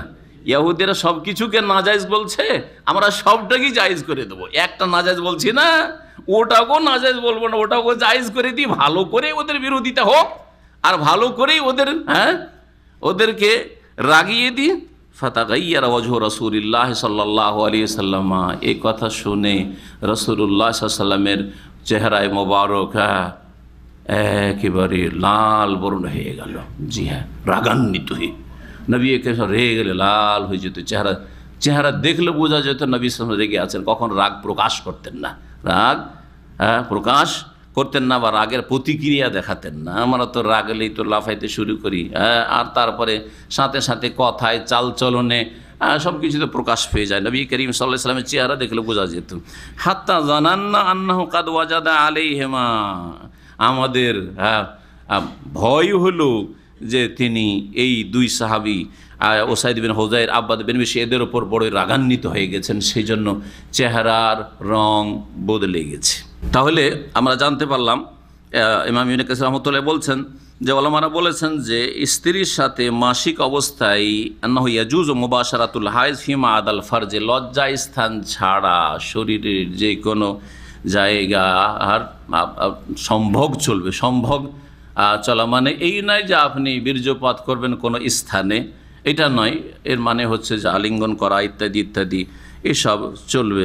নবী করিম সাল্লাল্লাহু আলাইহি ওয়াসাল্লাম যে জাহিলিয়াতের যুগে কুপ্রথাগুলি ছিল বা ইহুদিদের যে আচরণটা ছিল, যে স্ত্রীদেরকে কাছেও কাছে দিয়ে দিত না। এই জন্য নবী করিম সাল্লাল্লাহু আলাইহি ওয়াসাল্লাম তার স্ত্রীরা যখন মাসিক অবস্থায় থাকতেন, সেই সময় তাদের সাথে খাওয়া দাওয়া, কি এমনকি তাদের জুঠাগুলিও নবী করিম সাল্লাল্লাহু আলাইহি ওয়াসাল্লাম খেয়েছেন। অনেকে কিন্তু স্ত্রীকে জুঠা খাওয়াবে, কিন্তু স্ত্রী জুঠা তার হয়তো রুচি হবে না। নবী সাল্লাল্লাহু আলাইহি ওয়াসাল্লাম কি করতেন? সহিহ বুখারীতে হাদিস রয়েছে, বলছেন যে কুনতু, আয়েশা রাদিয়াল্লাহু বলছেন, কুনতু আতারাকুল আরক, আমি হাড্ডি, যে হাড্ডিগুলিতে গোশত লেগে থাকে সেগুলি আমি খেতাম, দাঁত দিয়ে কামড়িয়ে খেতাম, দাঁত দিয়ে ছুটিয়ে খেতাম। ওয়ানা হায়েজুর, ঋতুবতী অবস্থায়। ফা উতিয়াহুন নবী সাল্লাল্লাহু আলাইহি ওয়াসাল্লাম, তারপরে নবী করিম সাল্লাল্লাহু আলাইহি ওয়াসাল্লামকে দিয়ে দিতাম। ফায়াদাউ ফামাহু ফিল মাউদি আল্লাযী ওয়াদাতু ফামি ফিহি, সেই জায়গায় তিনি তার মোবারক মুখ রাখতেন এবং ছুটিয়ে খেতেন সেই গোশতগুলি যেখান থেকে আমি ছুটিয়ে খেয়েছি। ওয়াশরাবু শারাব, আর আমি কোনো গ্লাসে বা পেয়ালাতে পানি পান করতাম, পাত্রে। ফাউনাওয়েলুহু, তারপরে নবী সাল্লাল্লাহু আলাইহি ওয়াসাল্লামকে সেই পাত্রটি, গ্লাসটি দিয়ে দিতাম, কিছু পানি থাকতো। ফায়াদাউ ফামাহু ফিল মাউদি আল্লাযী কুনতু আশামিনহু, সেই জায়গাতেই মুখ রেখে পানি পান করতেন, যেই জায়গাতে মুখ দিয়ে আমি পান করেছি সাল্লাল্লাহু আলাইহি ওয়াসাল্লাম। এইভাবে স্বামী স্ত্রীর মাঝে যে ভালোবাসা কে এগিয়ে নিয়ে যাওয়া, স্বামী স্ত্রীর মাঝে যে আন্তরিকতা এবং সুসম্পর্ক কেমন করে কায়েম হবে, তার বাস্তব রূপ দিয়েছেন রাসূলুল্লাহ সাল্লাল্লাহু আলাইহি ওয়াসাল্লাম কাজের মাধ্যমেও। তারপরে মহান আল্লাহ ইরশাদ করছেন কসম সম্পর্কে। আরবরা এমনিতে কসম বেশি করে, এখনও জানেন আপনারা, তাই না? কসম বেশি করে। তো এই কসম সম্পর্কে আল্লাহ রাব্বুল আলামিন একটু সতর্ক করেছেন যে বেশি বেশি কসম করাটাও ভালো না একটা দিক। আর কসমের ক্ষেত্রে সামনে আসছে যে অনিচ্ছাকৃত কোনো কসম যদি শপথ হয়ে যায় তাহলে তার ওপর আল্লাহ ধরবেন না, তিরস্কার করবেন না বা গুনাহ হবে না। তবে ইচ্ছা করে অন্তরে সংকল্পের সাথে কোনো কসম যদি হয় তাহলে তার উপরে ধরবেন। যদি মিথ্যা কসম হয় তাহলে কাবিরা গুনাহ। মিথ্যা কসম হলে আপনি জানছেন অতীতে একটা কিছু ঘটেছে একরকম, আর আপনি বলতে চাইছেন আর একরকম, আর উপরে মিথ্যা কসম করে নিচ্ছেন, তাহলে এটা হচ্ছে ইয়ামিনে গমুস বা মিথ্যা কসম, যেটা জাহান্নামে নিয়ে যাবে। নবী করিম সাল্লাল্লাহু আলাইহি সাল্লামের হাদিস রয়েছে, জেনে শুনে যদি কেউ মিথ্যা কসম করে। আর একটা কসম হচ্ছে অনিচ্ছাকৃত কসম করা, হঠাৎ করে মুখ দিয়ে বেরিয়ে যাওয়া, বা আপনি ধারণা করছিলেন হয়তো যে এটাই ঠিক কিন্তু আসলে ঠিক না, এরকম হয় না অনেক সময়। ধরেন একটা কোনো ঘটনার ক্ষেত্রে কেউ এসে বলছে আপনাকে, আরে ভাই জানেন আজকাল নাকি উমরাতে ট্যাক্স লাগছে, শুনছেন না? উমরাতে ট্যাক্স লাগছে। আপনি কসম করে বলে দিলেন হয়তো শুনে, হ্যাঁ হুজুকে আপনি ওই রকম, হ্যাঁ বলে দিলেন যে কসম করে বলছি ঠিক কথা, ঠিক কথা ঠিক, কসম দিয়ে দিলেন, কসম একবারে কসম খেয়ে ফেললেন। আসলে দেখা গেল যে আসলে হয়নি, সব গুজব, বুঝছেন না? এটাও হচ্ছে অনিচ্ছাকৃত। আপনি ইচ্ছা করেই কসম খেয়েছেন কিন্তু আপনার ধারণা যে কথাটা আসলে ঠিক। একটা উদাহরণ দিলাম, এইরকম যে কোনো ক্ষেত্রে হইতে পারে। তো একটা জিনিসকে ঠিক মনে করে কসম করলেন, আসলে ঠিক না। তো এইটা যেহেতু আপনি ইচ্ছা করে আপনি এই অপরাধটা করেনি, সেজন্য এইটাও লাগো বা ওয়াসার কসম, এর উপর আল্লাহ ধরবেন না। তো দ্বিতীয় রকমের কসম হচ্ছে কাসামে বা ইয়ামিনে লাগো, ইয়ামিনে গমুস, মিথ্যা কসম করা অতীতের কোনো কিছুর ওপর। আর একটা হচ্ছে ইয়ামিনে লাগো মানে ওয়াসার অনার্থক কসম। আর একটা হচ্ছে ইয়ামিনে মুন আকাদা বা মুন আকিদা, জি, যেটা হচ্ছে অন্তরের দৃঢ় সংকল্পের সাথে ভবিষ্যতের কোনো কিছুর ওপর কসম করা, এটা হচ্ছে ইয়ামিনে মুন আকিদা। এই কসম যদি করেন তাহলে কসম যখন করে নিয়েছেন আর সেই কসমটা পূর্ণ করায় কোনো অসুবিধা নেই আর কোনো পাপও নাই, তাহলে আপনি কন্টিনিউ করেন। যেমন আপনি বলে দিয়েছেন যে আমি আল্লাহর কসম জীবনে পান খাবো না, ঠিক না? তো পান খেতে হবে নাকি? সুন্নাত না মুস্তাহাব? বরং না জায়েজের কাছাকাছি। আর জর্দা হইলে তো না জায়েজ। কথা বোঝা গেছে? অর্থের অপচয়। তো আপনি এর উপর কন্টিনিউ সারা জীবন আর পান খেলেন না, অসুবিধা আছে কিছু? অসুবিধা নেই কিছু, কাফারাও লাগবে না, কিচ্ছু লাগবে না। আপনি আল্লাহর কসম আমি জীবনেও এই সমুদ্র বীচ যাব না, ফালতু জায়গায় যাওয়া জরুরি কোনো সওয়াবের কাজ। সুতরাং সারা জীবন সবাই যাচ্ছে, চলো চলো, আমি যাবো না ভাই, আমি কসম করে নিচ্ছি আমি যাবো না, অসুবিধা আছে, যাবো না, ঠিক না? কিন্তু একটা কোনো নেকির ক্ষেত্রে নেকির কাজ করবো না বলে যদি কসম করে নেন, আল্লাহর কসম এত খারাপ লোকের সাথে জীবনে কথা বলবো না, হ্যাঁ এই লোকটার অনেক উপকার করেছে, আমি জীবনেও ধার দেবো না, আল্লাহর কসম। আর পরে ধার দেব না কথাটা ভালো না ধার দেব কথাটা ভালো? দেব কথাটা ভালো। যদি উঠে যাওয়ার সম্ভাবনা থাকে যে না দিয়ে দিবে লোকটা, তাহলে মরে যাওয়ার সম্ভাবনা তার দিয়ে না আপনি। তো এইরকমই আল্লাহর কসম, একে অনেক খাওয়িয়েছি, আমার ছোট ভাইটাকে অনেক খরচ করেছি ওর পেছনে, একটা পয়সার খরচ করব না। তারপরে এমন করে ধরলো, মাও ধরলো, বাবা ধরলো, বা ওই ভাই ভুল স্বীকার করলো, ভাই আমাকে কোন রকম করে বিদেশ নিয়ে চলো, কিছু টাকা পয়সা দিয়ে উপকার করে একটা ব্যবসার ব্যবস্থা করো, দিয়ে দিলেন। তাকে দেওয়া ভালো না না দেওয়া ভালো? তাহলে এখানে কসম ভঙ্গ করা উচিত। সুতরাং কসমটা ভেঙে দেন আর আপনি নেকির কাজটা করেন। আর কসম যে ভাঙলেন সেজন্য কি করবেন? কাফারা দিয়ে দেন। বুঝা গেছে না? যদি গুনহার কাজের উপরে কসম করেন, আল্লাহর কসম আমি মাজারে যাব, যদি কেউ বলে দেয় মাজারে যাওয়া যাবে না, হারাম। অনেকে মনে করে মাজার আমি যদি শিরিক না করি অসুবিধা কি? হ্যাঁ অসুবিধা আছে। শিরিক না করলেও সেখানে ভিড় ভাড় করা বিদআত। আর সেখানে গিয়ে আপনি অন্যায়ের প্রতিবাদ করতে পারছেন না, অন্যায়ের প্রতিবাদ করা ফরজ। মান রাআ মিনকুম মুনকারান ফালিয়ুগাইয়িরহু, শিরক সবচেয়ে বড় অপরাধ। শিরক হচ্ছে সবচেয়ে বড় অপরাধ। ওখানে দেখছেন আপনি কেন, আমরাও যদি যাই সেখানে গিয়ে কিছুই বলার নেই, বললে হয়তো সেখান থেকে সহি সালামত ফেরা মুশকিল, যদি বলেন যে আপনারা শিরিক করছেন, ঠিক না? তাহলে ওখানে যাবেন আর শিরক দেখতে থাকবেন, আর শিরকের পাশ দিয়ে অতিক্রম করবেন, একটা কিছু বলতেও পারছেন না, আর বল প্রয়োগ কথা দূরের কথা, মুখের কথা মুখ খুলতেও পারছেন না, আর আপনি দেখতে যাবেন গুনাহতে শরিক না, আল্লাহর গজব নামছে সেখানে, কোনো আল্লাহর রহমত নাই সেখানে। যেখানে শিরক হচ্ছে সেখানে আল্লাহর সবচেয়ে বড় গজব নামছে, আপনি কেন যাবেন সেখানে? তারপরে বিদাতীদের সংখ্যা বাড়াচ্ছেন, আপনি শিরককারীদের সংখ্যা বাড়াচ্ছেন, তাদের সাপোর্ট করা হচ্ছে। সুতরাং অনেকে মনে করেন আমি তামাশা দেখতে যাচ্ছি, না, তামাশা দেখতে যাওয়া জনগণের জন্য জায়েজ নাই। কোনো আলেমে দিন, কোনো দায়ী আল্লাহ, যদি কোনো ইসলামের বক্তা যদি মনে করে যে আমি চোখে দেখে এসব মানুষকে সতর্ক করব, সেই জন্য একবার যাব, তার জন্য হয়তো জায়েজ হইতে পারে। হ্যাঁ, কারণ যদি কেউ জিজ্ঞাসা করে ফেলে আপনি যে বলছেন যে ওখানে সিজদা হয়, ওখানে তওয়াফ হয়, তো আপনি নিজে দেখেছেন? তো বলতে পারবো না, না দেখলে, তাই না? সুতরাং একবার যাবে, মাঝে মাঝে যাবে না, একবার গেল দেখে নিয়েছে যথেষ্ট হয়ে গেছে, অথবা আশপাশ দিয়ে যাচ্ছিল দেখে নিল যে কী তামাশা এরা করছে, শিরক কুফরি করছে, যথেষ্ট। জি হ্যাঁ, আপনি যদি বলে থাকেন যে আমি আল্লাহর কসম মাজারে যাব, বা মাজারে কি করবে, একটা চাদর চড়ানো জায়েজ? শিরক। এই শিরক বিদআত যখন করা হারাম, তখন আপনাকে কি করতে হবে? কসমটা কি করতে হবে? ভাঙা ফরজ, কসম ভঙ্গ করা ফরজ। যখন কসম ভঙ্গ করবেন তো কি করতে হবে? কাফারা দিতে হবে। যে কাফারার কথা কোথায় রয়েছে? সূরা মায়েদার আয়াত নম্বর 89। এখানে রয়েছে যে কসমের ব্যাপারে, সেটা হচ্ছে যে ভালো কাজ করব না বলে কসম করে নেওয়া, ভালো কাজ করব না বলে কসম করে নেওয়া আল্লাহ রাব্বুল আলামিন নিষেধ করছেন। আবু বকর সিদ্দিক রাদিয়াল্লাহু তাআলা আনহু একবার এরকম করেছেন। সূরা নূরে রয়েছে ওয়ালা ইয়াতালি উলুল ফজলি মিনকুম ওয়াস-সাআহ, যারা সম্ভ্রান্ত ব্যক্তি, সম্মানিত ব্যক্তি, আর যারা সচ্ছল ব্যক্তি, যারা দান খায়রাত করে থাকে, যারা উদার অন্তর ওলা মানুষ, তারা যেন কসম না করে, আল্লাহ নিষেধ করেছেন ওই আয়াতে। ঠিক এইরকমই এই আয়াতটি, যে ভালো কাজ করব না বলে কসম করে নেওয়া, আর কসমটাকে একটা অজুহাত বানানো, যে আমি কসম করে নিয়েছি ভাই তোমাদের মসজিদ আমি দান করব না, তোমাদের মাদ্রাসায় দান করব না, তোমাদের সাথে আমি থাকবো না, আল্লাহ নিষেধ করছেন এটা। বলছেন ওয়ালা তাজআলুল্লাহ উরদাতান লিআইমানিকুম, তোমরা আল্লাহকে তোমাদের শপথ সমূহের লক্ষ্য বস্তুতে পরিণত করো না। উরদাতুন মানে লক্ষ্য বস্তু, লক্ষ্য বস্তু, তীরের যে নিশানা বানানো হয় ওটা হচ্ছে উরদা বলা হয়। তোমরা আল্লাহ রাব্বুল আলামিনকে মানে আল্লাহর নামকে তোমাদের কসমের জন্য লক্ষ্য বস্তুতে পরিণত করিও না, অর্থাৎ আল্লাহর নামের কসম করিও না। বেশি বেশি কসম করা, ভালো কাজ করব না বলে কসম করা, কোন ক্ষেত্রে? আনতাবারু, নেকির কাজ করার ক্ষেত্রে। নেকির কাজ আমি ভাই করবো না, এইসব কাজে আমি নেই আপনাদের।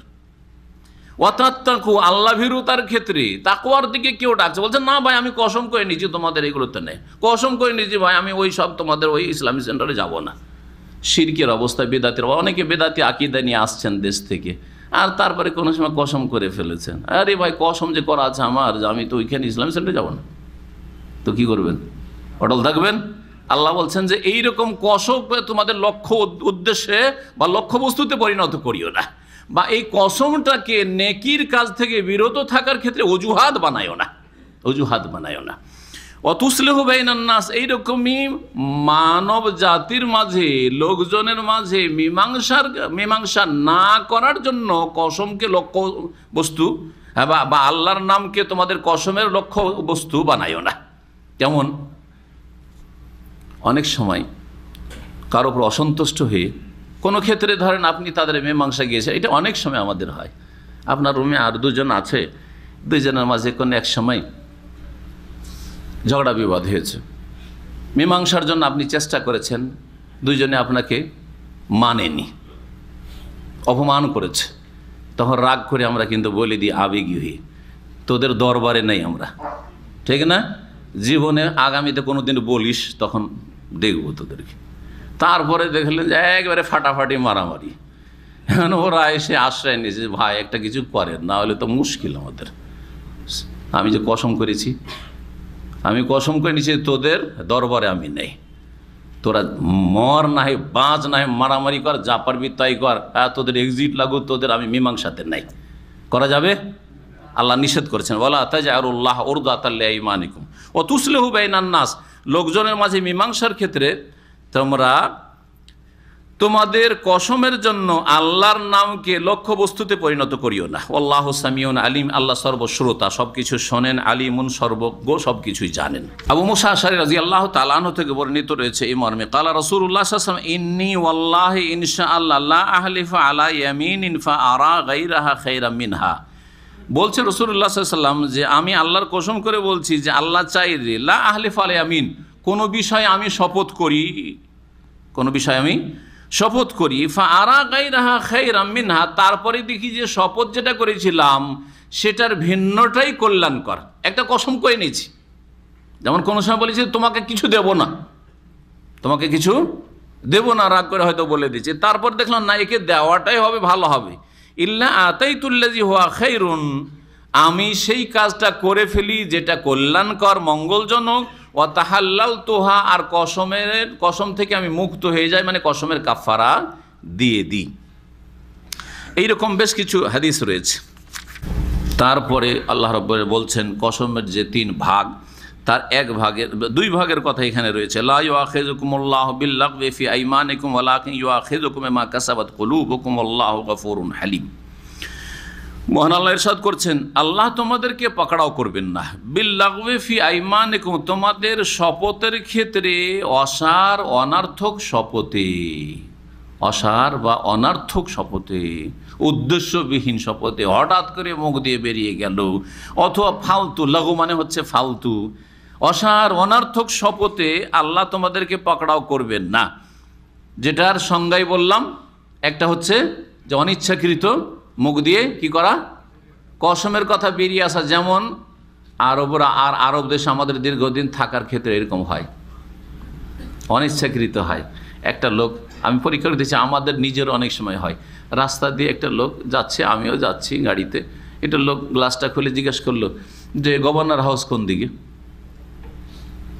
গভর্নর হাউস তো সবাই জানেন, ধরেন এমন একটা কিছু যেটা কেউ জানে, অল্প লোক কিছু জানে হয়তো, ধরেন জিজ্ঞেস করছে যে তাদাবি হসপিটাল বা আলমানি হসপিটাল কোথায়, হঠাৎ করে মনে আসলো না, বা লেবার কোর্ট কোথায়, ও মাকতাবুল আমার, বুঝতে পারলাম না। হ্যাঁ, ওয়াল্লাহি মা আদরি, এ ওয়াল্লাহি বলা কিন্তু অভ্যাস আছে, কি বলেন, ও আল্লাহটা আগেই লাগবে, কিন্তু আল্লাহর কসম জানি না। বাংলায় বললে তো এটা সাধারণত বেরোয় না, কিন্তু আরবিতে বললে অটোমেটিক বেরিয়ে আসে ওয়াল্লাহি মা আদরি, ঠিক না, আল্লাহর কসম আমি জানি না, ইচ্ছে করে বলেছে, হঠাৎ করে 1-2 সেকেন্ডের মধ্যে মনে হয়েছে, আরে আমি বুঝি লেবার কোর্ট মাকতাবুল আমাল বুঝি, হ্যাঁ আমি তালমানে হসপিটাল বুঝি, আমি জানি। তাহলে আল্লাহ কি ধরবেন যে তুই মিথ্যা কসম কেন খালি ধরবেন? এটা হচ্ছে লাগো, আপনার অনিচ্ছাকৃত বেরিয়েছে। অথবা আপনি প্রথমখানে ধারণা করেছিলেন যে যেটা জিজ্ঞেস করছে সেটা আমি চিনি না, পরে অনেক সময় চিন্তা, আরে ওই যে জিজ্ঞেস করলো ওটা তো আমি বুঝি, একটু পরে, তাহলে কি ধরবেন? হ্যাঁ, ধরবেন না। এটা হচ্ছে লাগো কসম।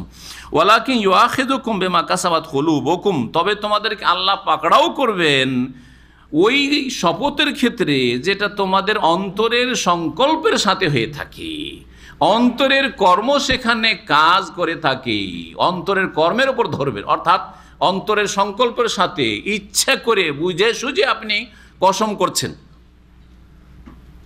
জি হ্যাঁ, এর উপর আল্লাহ কি করবেন? ধরবেন। এটাকে দুদিকে নিয়ে যাওয়া যেতে পারে, তাহলে 3 রকমের কসমের কথা চলে আসবে। একটা হচ্ছে ভবিষ্যতের ওপর কসম করা, হ্যাঁ, ভবিষ্যতের ওপর কসম করা সংকল্পের সাথে, যে আল্লাহর কসম করে বলছি ভাই আমি অমুক জায়গায় যাব না, যেমন একটু আগে বললাম, আর তারপরে সেখানে যেতে হলো, গেলেন, সেই কাজটি করতে হলো, করলেন, আমি ওই কাজটি করব না, আর কাফারা দিলেন না, গুনাহগার থাকবেন না, থাকবেন না। এটা হচ্ছে ইয়ামিনে মুনআকিদা। জি হ্যাঁ। আর একটা হচ্ছে অতীতের ক্ষেত্রে রুমে চুরি হয়েছে, টাকা চুরি হয়েছে, সবাইকে জিজ্ঞেস করছে, কেউ স্বীকার করে না, আমি কসম দেব সবাইকে। আজকাল ইমান এত দুর্বল হয়েছে মুসলিমদের, সবাই কসম করতে রাজি, সবাই কসম করতে। আর আল্লাহর কসম হইলে আরও আগে। হ্যাঁ, আমাদের দেশে বড়ই জাহিলিয়াত আছে। ছোটকালে শুনতাম যে সত্য খাও আর মিথ্যা খাও, আল্লাহর কসম খাও, এই কথাটা শুনতাম জাহিল সমাজে। কি শুনতাম? সত্য হোক আর মিথ্যা হোক, কার কসম করো? আল্লাহর কসম করো। কিন্তু বাপের কসম, মায়ের কসম, দানা ছুঁয়ে কসম, ছেলের গায়ে হাত দিয়ে কসম, মিথ্যা করা যাবে না, যাবে সব সর্বনাশ হয়ে যাবে। শিরক বড় শিরক, এটা ছোট শিরক না। গায়রুল্লাহর কসম করা শিরক, ছোট শিরক হইতে পারে, কিন্তু আপনি এখানে আল্লাহর শানকে, আল্লাহর মর্যাদাকে ছোট মনে করলেন আপনার ছেলে মেয়ে বাপ মায়ের কাছে, আপনার রুজির কাছে। জি হ্যাঁ, বড় শিরক, বড় কুফরি, আউযুবিল্লাহ। তারপরে আরেকটু গুরুত্ব বাড়বে যদি বেদাতি কসম করা হয়, কোরআন ছুঁয়ে কসম বলতে হবে তোকে। হ্যাঁ, কোরআনের কসম করতে হবে, তাহলে গুরুত্ব বাড়বে। কোরআনের কসম করা যাবে কিনা এটা আরেকটা মাসআলা। কোরআনের কসম যদি সূক্ষ্মভাবে বিষয়টা বোঝা যায়, কোরআন মানে কালামুল্লাহ, আল্লাহর গুণ, আল্লাহর সিফাত, তো আল্লাহর সিফাতের কসম করা যাবে না। আল্লাহর রহমতের কসম, কেউ যদি আল্লাহর রহমতের কসম, জায়েজ কি জায়েজ নয়? হ্যাঁ জায়েজ, জি হ্যাঁ। আল্লাহর বাণীর কসম, কালামুল্লাহর কসম জায়েজ। আল্লাহর বাণী, আল্লাহর গুণ, কালামুল্লাহ, আল্লাহ কথা বলেন, কথা বলেছেন মুসা আলাইহিস সালামের সাথে, কোরআনে কারীম আল্লাহর কালাম। তো আল্লাহর বাণীর কসম বলে যদি আকীদা বুঝে তাওহীদুল আসমা ওয়াস সিফাত, আর এই অর্থেই যদি সেই কসম হয়ে থাকে যে আমি কোরআনে কারীম কসম করছি, মানে কোরআনের এই যে খাতা কপির কসম করছি না, এই যে আপনার লিখাগুলির কসম করছি না, আপনার এই পাতাগুলির কসম করছি না, বরং কিসের কসম করছি? আল্লাহর যে বাণী, আল্লাহর গুণ, তার কসম করছি, তাহলে তো জায়েজ। যেমন আল্লাহর রহমতের কসম, আল্লাহর ইজ্জতের কসম, হ্যাঁ, আল্লাহর দয়া, আর যে কিছু, আল্লাহর মার্জনার কসম, যা বলবেন তাই বলেন। আল্লাহর কুদরতের কসম, যে না না বাইতুল্লাহ তো সৃষ্টি, ওটা তো ইট পাথর, সুতরাং বাইতুল্লাহর কসম সেটি জায়েজ নয়।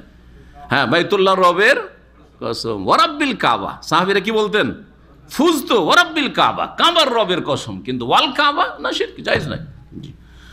তো আল্লাহর গুণের কসম করা যাবে, যেমন আল্লাহর নামের কসম করা যাবে, ওয়াল্লাহি আল্লাহর কসম, রহমানের কসম, রহিমের কসম, গাফফারের কসম, জি হ্যাঁ, জাব্বারের কসম করা যাবে। তো এই অর্থ যদি হয়তো ঠিক আছে, কিন্তু অধিকাংশ মানুষ কি এটা বুঝে, জনগণ বুঝে যে এই কোরআনটার কসম করছে, যে কোরআনটা হাতে নে, হ্যাঁ তুই কোরআনের কসম কর, তার মানে এই যে এতে আপনার কাগজগুলি আছে, পেপার আছে, আর যে কালি লিখা আছে, এটার কসম। তো এটা তো সৃষ্টি, যেটা যদি হয় তাহলে জায়েজ নয়। সুতরাং ওলামারা বলেছেন যে জায়েজ হইলেও সতর্কতামূলক এইরকম কসম থেকে বেঁচে থাকতে হবে, সতর্কতামূলক এইরকম কসম থেকে বেঁচে থাকতে হবে। আর আল্লাহর কসম অথবা আল্লাহর গুণের কসম করেন, এটা হওয়া উচিত। আর কোরআন হাতে ধরাবেন এইরকম কেনই বা করবেন? এতে ইহুদি খ্রিস্টানদের অনুকরণও রয়েছে। বাইবেল হাতে নিয়ে শপথ করায়, কেউ বেদ হাতে নিয়ে শপথ করায়, আর আপনার কোরআন হাতে নিয়ে শপথ করাচ্ছেন, তাদের তাকলিদ না, অন্ধ অনুকরণ না। সুতরাং সেটা থেকেও বেঁচে থাকা উচিত। তো কসম কত প্রকার বললাম? 3 প্রকার। অতীতে যা ঘটে গেছে, হ্যাঁ ঘরে চুরি হয়েছে, কেউ স্বীকার করছে না, আর নিয়েছে, আসলে চোর চুরি করেছে, ও কসম করে নিল সবার দেখা দেখে, আমাকেও বাঁচতে হবে, সবাই তো কসম করেই নিল, আমি যদি বলি আমি কসম করবো না তো ধরা খেয়ে যাবো, তার মধ্যে আমিও কসম। তাহলে এটাকে কি বলা হয়? ইয়ামিনে গমুস, মানে ডুবিয়ে দেওয়া কসম। গমুস মানে ডুবিয়ে দেওয়া, এমন কসম, এমন শপথ যেটা ডুবিয়ে দেবে। কিসে ডুবিয়ে দেবে? ইয়াগমেসু ফি নারে জাহান্নাম, জাহান্নামের আগুনে ডুবিয়ে দেবে। জি হ্যাঁ, নবী করিম সাল্লাল্লাহু আলাইহি ওয়াসাল্লাম বলেছেন যে মিথ্যা কসম খাই সে জাহান্নামে যাবে, জান্নাতে যাবে। আল্লাহু গফুরুন হালিম, আল্লাহ রাব্বুল বড় মার্জনাকারী এবং সহনশীল বা সহিষ্ণু। তারপরে মাসআলা রয়েছে স্বামী স্ত্রীর আর একটি মাসআলা, সেটা হচ্ছে ইলার মাসআলা। লিল্লাযিনা ইউলুনা মিন নিসাইহিম তারাব্বুসু আরবাআতি আশহুর ফাইন ফাউ ফাইনাল্লাহা গফুরুর রহিম ওয়া ইন আযামুত তালাক ফাইনাল্লাহা সামিউন আলীম। আল্লাহ বলছেন ওই সব লোকদের জন্য বলা হচ্ছে যারা তাদের স্ত্রীদের সাথে ইলার শপথ করে। কিসের শপথ? ইলা মানেই শপথ করা, কিন্তু বিশেষ ধরনের শপথ, কসম। ইলার কসম করে তাদের জন্য কতদিনের মেয়াদ নির্ধারিত করা হইল? বলছে তারাব্বুসু আরবাআতি আশহুর, 4 মাসের অবকাশ দেওয়া হইল। 4 মাসের অবকাশ দেওয়া হইল, তার বেশি না। ফাইন ফাউ, তারপরে যদি তারা ফিরে যায়, স্ত্রী স্বামীর দিকে ফিরে গেল, ফিরিয়ে নিল কসম করার পরে, তো ফাইনাল্লাহা গফুরুর রহিম, আল্লাহর উপরে বড় মার্জনাকারী, বড় দয়ালু। ওয়াইন আযামুত তালাক, আর যদি তালাক দেওয়ার দৃঢ় সংকল্প হয়, ফাইনাল্লাহা সামিউন আলিম, তাহলে নিশ্চয়ই আল্লাহ রাব্বুল আলামিন সর্বশ্রোতা, সর্বজ্ঞ, সব কিছুই শোনেন আর সব কিছুই জানেন। এখন আসল মাসআলায় আসি। ইলা মানে, ইলার শাব্দিক অর্থ কি বললাম? আলা ইউলি, ইলান মানে কসম করা, হালাফা, হলফের অর্থে। আর এর পারিভাষিক অর্থ মানে শরীয়তের ভাষায় এর অর্থ হচ্ছে যে কোন পুরুষ এই কসম করবে যে আল্লাহর কসম, আমার স্ত্রীর কাছে 1 মাস বা 2 মাস বা 3 মাস বা 4 মাস যাব না মানে তার সাথে সহবাস করব না, অথচ সহবাসের সুযোগ আছে। আপনারা প্রবাসীরা না, কারণ দূরে আছেন, ঠিক না? আর কসমও করেননি, দূরে থেকেও যদি আবার কসম করেন তাও চলবে না। এখানেই আছেন কিন্তু টেলিফোনেই সব ঝড় তুফান চলছে, রাগারাগি করে তুই কেন গেলি আমার বিনা হুকুমে তোর বাপের বাড়ি, চরম অপরাধ হয়ে গেছে। বাপ অসুস্থ দেখতে গেছে, আপনাকে শুধু বলা হয়নি, চরম অপরাধ করেছে। অনেকে তো তালাকি দিয়ে ফেলেন, হ্যাঁ, আর অনেকে হয়তো কসম করবে তোর সাথে 4 মাস কোনো যোগাযোগ নেই, কসম, জি, ইলা করে ফেললেন। তো দূর থেকেও যদি ইলা করেন তো ইলা হয়ে যাবে। ইলা হচ্ছে কসম করা যে আমি আমার স্ত্রীর কাছে 10 দিন, 20 দিন, 1 মাস, আর ম্যাক্সিমাম হচ্ছে সর্বঊর্ধ্বে 4 মাস যাব না, জি, সহবাস করবো না, এই যদি কসম করে। কসম যদি করে তাহলে 1 মাস ধরেন করেছে, তাহলে 1 মাস পুরা করে দিল, আর তারপরে স্ত্রীর কাছে গেল, স্ত্রীর সাথে মিলিত হইল, তাহলে কসম যা করেছিল পুরা করলো না? যখন পুরা করেই দিল তো কাফারা লাগবে কি? কাফারা লাগবে না, বোঝা গেছে? কাফারা লাগবে না। কিন্তু 1 মাসের কসম করে ফেলেছে রাগে, আর তারপরে ছুটিতে গিয়েছে, 1 মাসের ছুটিতে গিয়েছে, আর ছুটিতে 1টা মাস ছুটি, আর রাগ করে 1 মাসের ইলা করে ফেলেছে। তার মানে স্বামী স্ত্রী বিনা সাক্ষাতে বিদায়, বিনা সাক্ষাতে আবার ছুটি কাটিয়ে বিদায়। এখন কি করতে হবে? কসম তো ভাঙতেই হবে, ঠিক না? কসম ভাঙতে হবে। তো কসম ভাঙলে কি করতে হবে? ভাঙা জায়েজ, কিন্তু কি করতে হবে? কাফারা দিতে হবে। আপনি বলেছেন যে আল্লাহ, আল্লাহর কসম, লা আকরাবু মিন যাওজাতি, আমার স্ত্রীর কাছে যাব না শাহরান, 1 মাস, আর আপনি থামতে পারলেন না, 3 দিনে আপনাকে যেতে হইল, রাগ ঠান্ডা হয়ে গেল, ফিরে আসলেন, তাহলে কসমের কাফারা দিয়ে দেন আর সহবাস করেন, অসুবিধা না। আপনার স্ত্রী আছে, জি হ্যাঁ। সর্বঊর্ধ্বে কতদিন? 4 মাস। নবী করিম সাল্লাল্লাহু আলাইহি ওয়াসাল্লাম 1 মাস ইলা করেছিলেন, জানা আছে আপনাদের? 1 মাস সহিহ বুখারীতে আছে, সহিহ মুসলিমে, প্রত্যেকটি প্রায় হাদিসের কিতাবে রয়েছে। আলা রাসূলুল্লাহ মিন নিসাই শাহরান, রাসূলুল্লাহ সাল্লাল্লাহু আলাইহি ওয়াসাল্লাম নিজের স্ত্রীদের সাথে ইলা করেছিলেন যে আল্লাহর কসম, আমি আমার স্ত্রীদের কাছে যাব না 1 মাস, জি হ্যাঁ। আর তারপর স্ত্রীরা নিচু তলাতে, ওপরে বিশেষ একটা কক্ষে নবী সাল্লাল্লাহু আলাইহি ওয়াসাল্লাম একা হয়ে গেলেন, সেখানে দরজা বন্ধ, কোনো স্ত্রী যেন আমার কাছে না আসে, আর আমি কোনো স্ত্রীর ঘরে যাব না।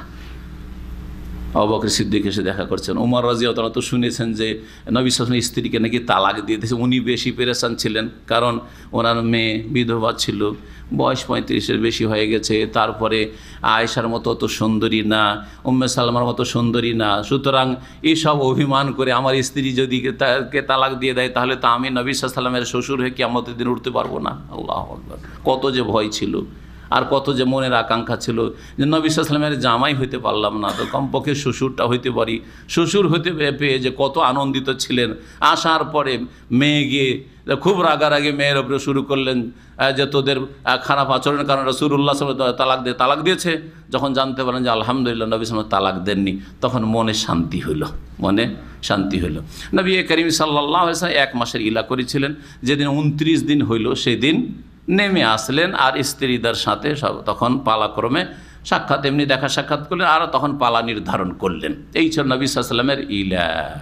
আয়েশা রাদিয়াল্লাহু তাআলা আনহা বলছেন, ইয়া রাসূলুল্লাহ, আপনি না 1 মাসের ইলা করেছিলেন, তো এখন তো 1 মাস জুটেনি, 29 দিন হয়েছে। 1 মাস হয়নি, 29 দিন হয়েছে। জি হ্যাঁ, চিন্তা করছেন জি নারী জাতি কেমন, ওদের মন চাই, কিন্তু তারপরে এইরকম কথা। জি হ্যাঁ, তখন নবী করিম সাল্লাল্লাহু আলাইহি ওয়াসাল্লাম কি বলেছিলেন যে আশ-শাহরু হাকাযা ওয়া হাকাযা ওয়া হাকাযা, জি মাস এইরকম আর এইরকম হয়, মানে 29ও হয় আবার 30ও হয়। তো এই মাসটা 29 গেছে, কথা বোঝা গেছে? জি জি, আল্লাহু আকবার। নবী সাল্লাল্লাহু আলাইহি ওয়াসাল্লাম এরকম ইলা করেছেন। সুতরাং কেউ যদি ইলা করে ভালো মানুষ, এটা কোনো দোষণীয় না, জায়েজ আছে পানিশমেন্টের জন্য। একটু চমকানোর জন্য, একটু সতর্ক করার জন্য, একটু সংশোধনের জন্য। উদ্দেশ্য হবে কি? উদ্দেশ্য হবে সংশোধন, ইসলাহ করা। উদ্দেশ্য কষ্ট দেওয়া না, আর জুলুম করা, অবিচার করা নয়। আপনার উদ্দেশ্যের উপর, নিয়তের উপর আপনার আমল নির্ভরশীল। ইন্নামাল আমালু বিন্নিয়াত। 4 মাস সর্বঊর্ধ্বে আপনি কসম করতে পারেন, 4 মাসের বেশি করা জায়েজ নয়। যখন 4 মাস পুরা হয়ে যাবে তারপরেও স্ত্রীর কাছে যাচ্ছে না, ওর রাগ ঠান্ডা হচ্ছে না, যদি এরকম হয়, তখন মুসলিম সরকার বা মুসলিম সরকারের আদালত বাধ্য করবে ওই স্বামীকে। এই কথা আল্লাহ কোরআনে কারিমে বলছেন এই আয়াতে। এখন বুঝুন কি করবে, যে হয় এইটা না হয় ওইটা। কোনটা? হয় ফিরিয়ে নাও, আর না হলে তালাক দাও। ও বলছে আমি ফিরিয়েও নিব না আর তালাকও দিব না, এরকম ঝুলিয়ে রাখবো, চলবে? না, চলবে না। আল্লাহ কি বলছেন শোনেন। এখন আসুন আয়াতে বলছেন যে ফাইন ফাউ 4 মাস ঊর্ধ্বে তারা বসো, আর বাতি আসর 4 মাসের অবকাশ দেওয়া হলো। ফাইন ফাউ, তারপরে যদি ফিরে আসে, 4 মাস হয়ে গেছে, স্ত্রীর কাছে ফিরে চলে আসলো, স্ত্রীর সাথে মিলিত হইলো, ফাইন আল্লাহ গফুরুর রহিম, ভুল ত্রুটি আল্লাহ মাফ করবেন, ঠিক করেছে। ওয়াইন আজামুত তালাক, আর যদি বলেন 4 মাস পরেও আমি আমার স্ত্রীকে চাই না, জি হ্যাঁ, কারণ ও সোজা হয়নি 4 মাসেও, তাহলে তালাকের সংকল্প করেছো, তালাক দাও, তালাক দিয়ে দাও। ফাইন্নাল্লাহ সামিউন আলিম, আল্লাহ সব কিছু শুনছেন এবং সব কিছুই জানছেন। দুটোর একটা করতে হবে। এই আয়াত দ্বারা ফিকহি একটি মাসআলা প্রমাণিত হয়, যে মাসআলায় ইখতিলাফ রয়েছে ফুকাহায়ে কেরামদের মাঝে। শাফেঈ, মালিকি আর হাম্বলি এবং আহলে হাদিস মুহাদ্দিসিন, তাদের মত হচ্ছে যে 4 মাস হওয়ার পরে সাথে সাথে তালাক হবে না অটোমেটিকলি, বরং তারপরে সেই স্বামী হয় স্ত্রীকে ফিরিয়ে নেবে, আর না হলে তালাক দিতে হবে, তাহলে তালাক হবে, তালাক দিতে হবে, তাহলে তালাক হবে। পক্ষান্তরে হানাফি মাযহাব বলছে যে যেমনই 4 মাস শেষ হবে তেমনই কি হয়ে যাবে, তালাক হয়ে যাবে, আর তালাক দেওয়াই লাগবে না। মুজাররাদ ইলা বলছে, মুজাররাদুল ইলা তালাকুন, ইলা যদি এই ইলার কসম করি আর 4 মাস পূর্ণ করে দেয়, তাহলে স্ত্রী কি হয়ে যাবে, বিচ্ছিন্ন হয়ে যাবে, তালাকে বায়েন হয়ে যাবে তাদের কাছে। কোরআনে কারীমের বাকভঙ্গিমা কি বলে এখন শুনেন। কোরআনে কারীম কি বলে, 4 মাস অবকাশ দেওয়া হলো, তারপরে ফাইন ফাউ, যদি ফিরে, তাহলে বোঝা গেল ফিরার অবকাশ আছে। আর যদি না ফিরে, তারপরে আয়াতে বলছেন 227 নম্বর, ওয়াইন আজামুত তালাক, আর যদি তালাকের জন্য সংকল্প করে, তাহলে বোঝা গেল তালাক দেওয়া লাগবে নিয়ত করে। বোঝা গেছে, বিনা নিয়তে তালাকের নিয়ত নেই, আর 4 মাস একদিন হয়ে গেছে, আর মুফতি সাহেব হানাফি এসে ফতোয়া দিল যে তোমার বিবি তালাক হয়ে গেছে, শেষ হয়ে গেছে, কারণ 4 মাস একদিন হয়ে গেছে, এটা চলবে না, আয়াতের খেলাফ। বোঝা গেছে কিনা? জি হ্যাঁ। তো আয়াতেই রদ রয়েছে, খণ্ডন রয়েছে এই ফতোয়ার। তারপরে চলুন, মহান আল্লাহ বলছেন ওয়াল মুতাল্লাকাতু ইয়াতারাব্বাসনা বিআনফুসিহিন্না সালাসাতা কুরু, আয়াত নম্বর 228। তালাক প্রাপ্তাদের বিধান, যেসব মহিলাদেরকে তালাক দেওয়া হয় তাদের বিধান এবং তাদের ইদ্যতের বিধান। বলছেন মহান আল্লাহ, তালাক প্রাপ্তা নারীরা ইয়াতারাব্বাসনা বিআনফুসিহিন্না, প্রতীক্ষা করবে, মানে ইদ্যত কাটাবে, সালাসাতা কুরু, 3 করু, 3 মাসিক অথবা 3 পবিত্রতা, 3 মাসিক অথবা 3 পবিত্রতা। করুনের বহুবচন। এই করুর অর্থ দুটি হয়ে থাকে আরবিতে বা যে কোনো ভাষাতে, যে কোনো ভাষায়, তার মধ্যে আরবি ভাষাও, যে কোনো ভাষায় আমরা একটা কথা বলি প্রতিশব্দ। কি বলি? প্রতিশব্দ। কোনটাকে বলা হয়? শব্দ দুটা না শব্দ একটা? প্রতিশব্দ কোনটাকে বলা হয়? যেটার শব্দ 2টা আর অর্থ একটা, ঠিক না? শব্দ 2টো আর অর্থ হচ্ছে একটা, 2 বা তার বেশি, কয়েকটা শব্দ কিন্তু সবগুলির অর্থ হচ্ছে এক, এটাকে প্রতিশব্দ বলা হয়, মুতারাদেফ। এটাকে আরবিতে কি বলা হয়? মুতারাদেফ বা মুরাদেফ বলা হয়। আর এর বিপরীত আরবিতে বলা হয় মুশতারিক। কি বলা হয়? বা মুশতারিক বা মুশতারাক, মানে এমন একটা শব্দ, এর বিপরীত হলো শব্দ হচ্ছে একটা আর অর্থ হচ্ছে 2টো বা তার বেশি, ততোধিক, হ্যাঁ, একাধিক। শব্দ এক আর অর্থ হচ্ছে একাধিক। তো করু শব্দটি হচ্ছে লফজে মুশতারিক, ওলামারা বলছে মুশতারাক, এমন শব্দ যেই শব্দের দুটি অর্থ রয়েছে। একটা হচ্ছে মাসিক হাইজ, করু মানে হচ্ছে হাইজ মাসিক, আর করু মানে হচ্ছে দুই মাসিকের মাঝখানে যে নারীদের পবিত্রতার পিরিয়ডটা রয়েছে সেটাকেও কি বলা হয়, করু বলা হয়। এখন এই করুর অর্থ নিতে গিয়ে উলামায়ে কেরামরা দ্বিমত করেছে। ইমাম মালিক রহমতুল্লাহ আলাইহি আর অন্যান্য ফুকাহায়ে কেরামরা এটাকে নিয়েছেন যে এটা তোহরের অর্থে, পবিত্রতার অর্থে। করু মানে এখানে তিন পবিত্রতা। আর বাকি ফুকাহারা অনেকেই তারা নিয়েছেন এর মানে হচ্ছে হাইজ মাসিক। তাহলে অর্থ কি হবে? দুই রকম করে অর্থ করেন, এই জন্য দুই রকম অর্থ করলাম। তালাক প্রাপ্তা নারীরা ইয়াতারাব্বাসনা বিআনফুসিহিন্না, নিজেদের ক্ষেত্রে প্রতীক্ষাই থাকবে, মানে ইদ্যত কাটাবে। সালাসাতা করু, তিন মাসিক, তিন হাইজ অথবা তিন তোহর পবিত্রতা। বুঝা গেছে কিনা?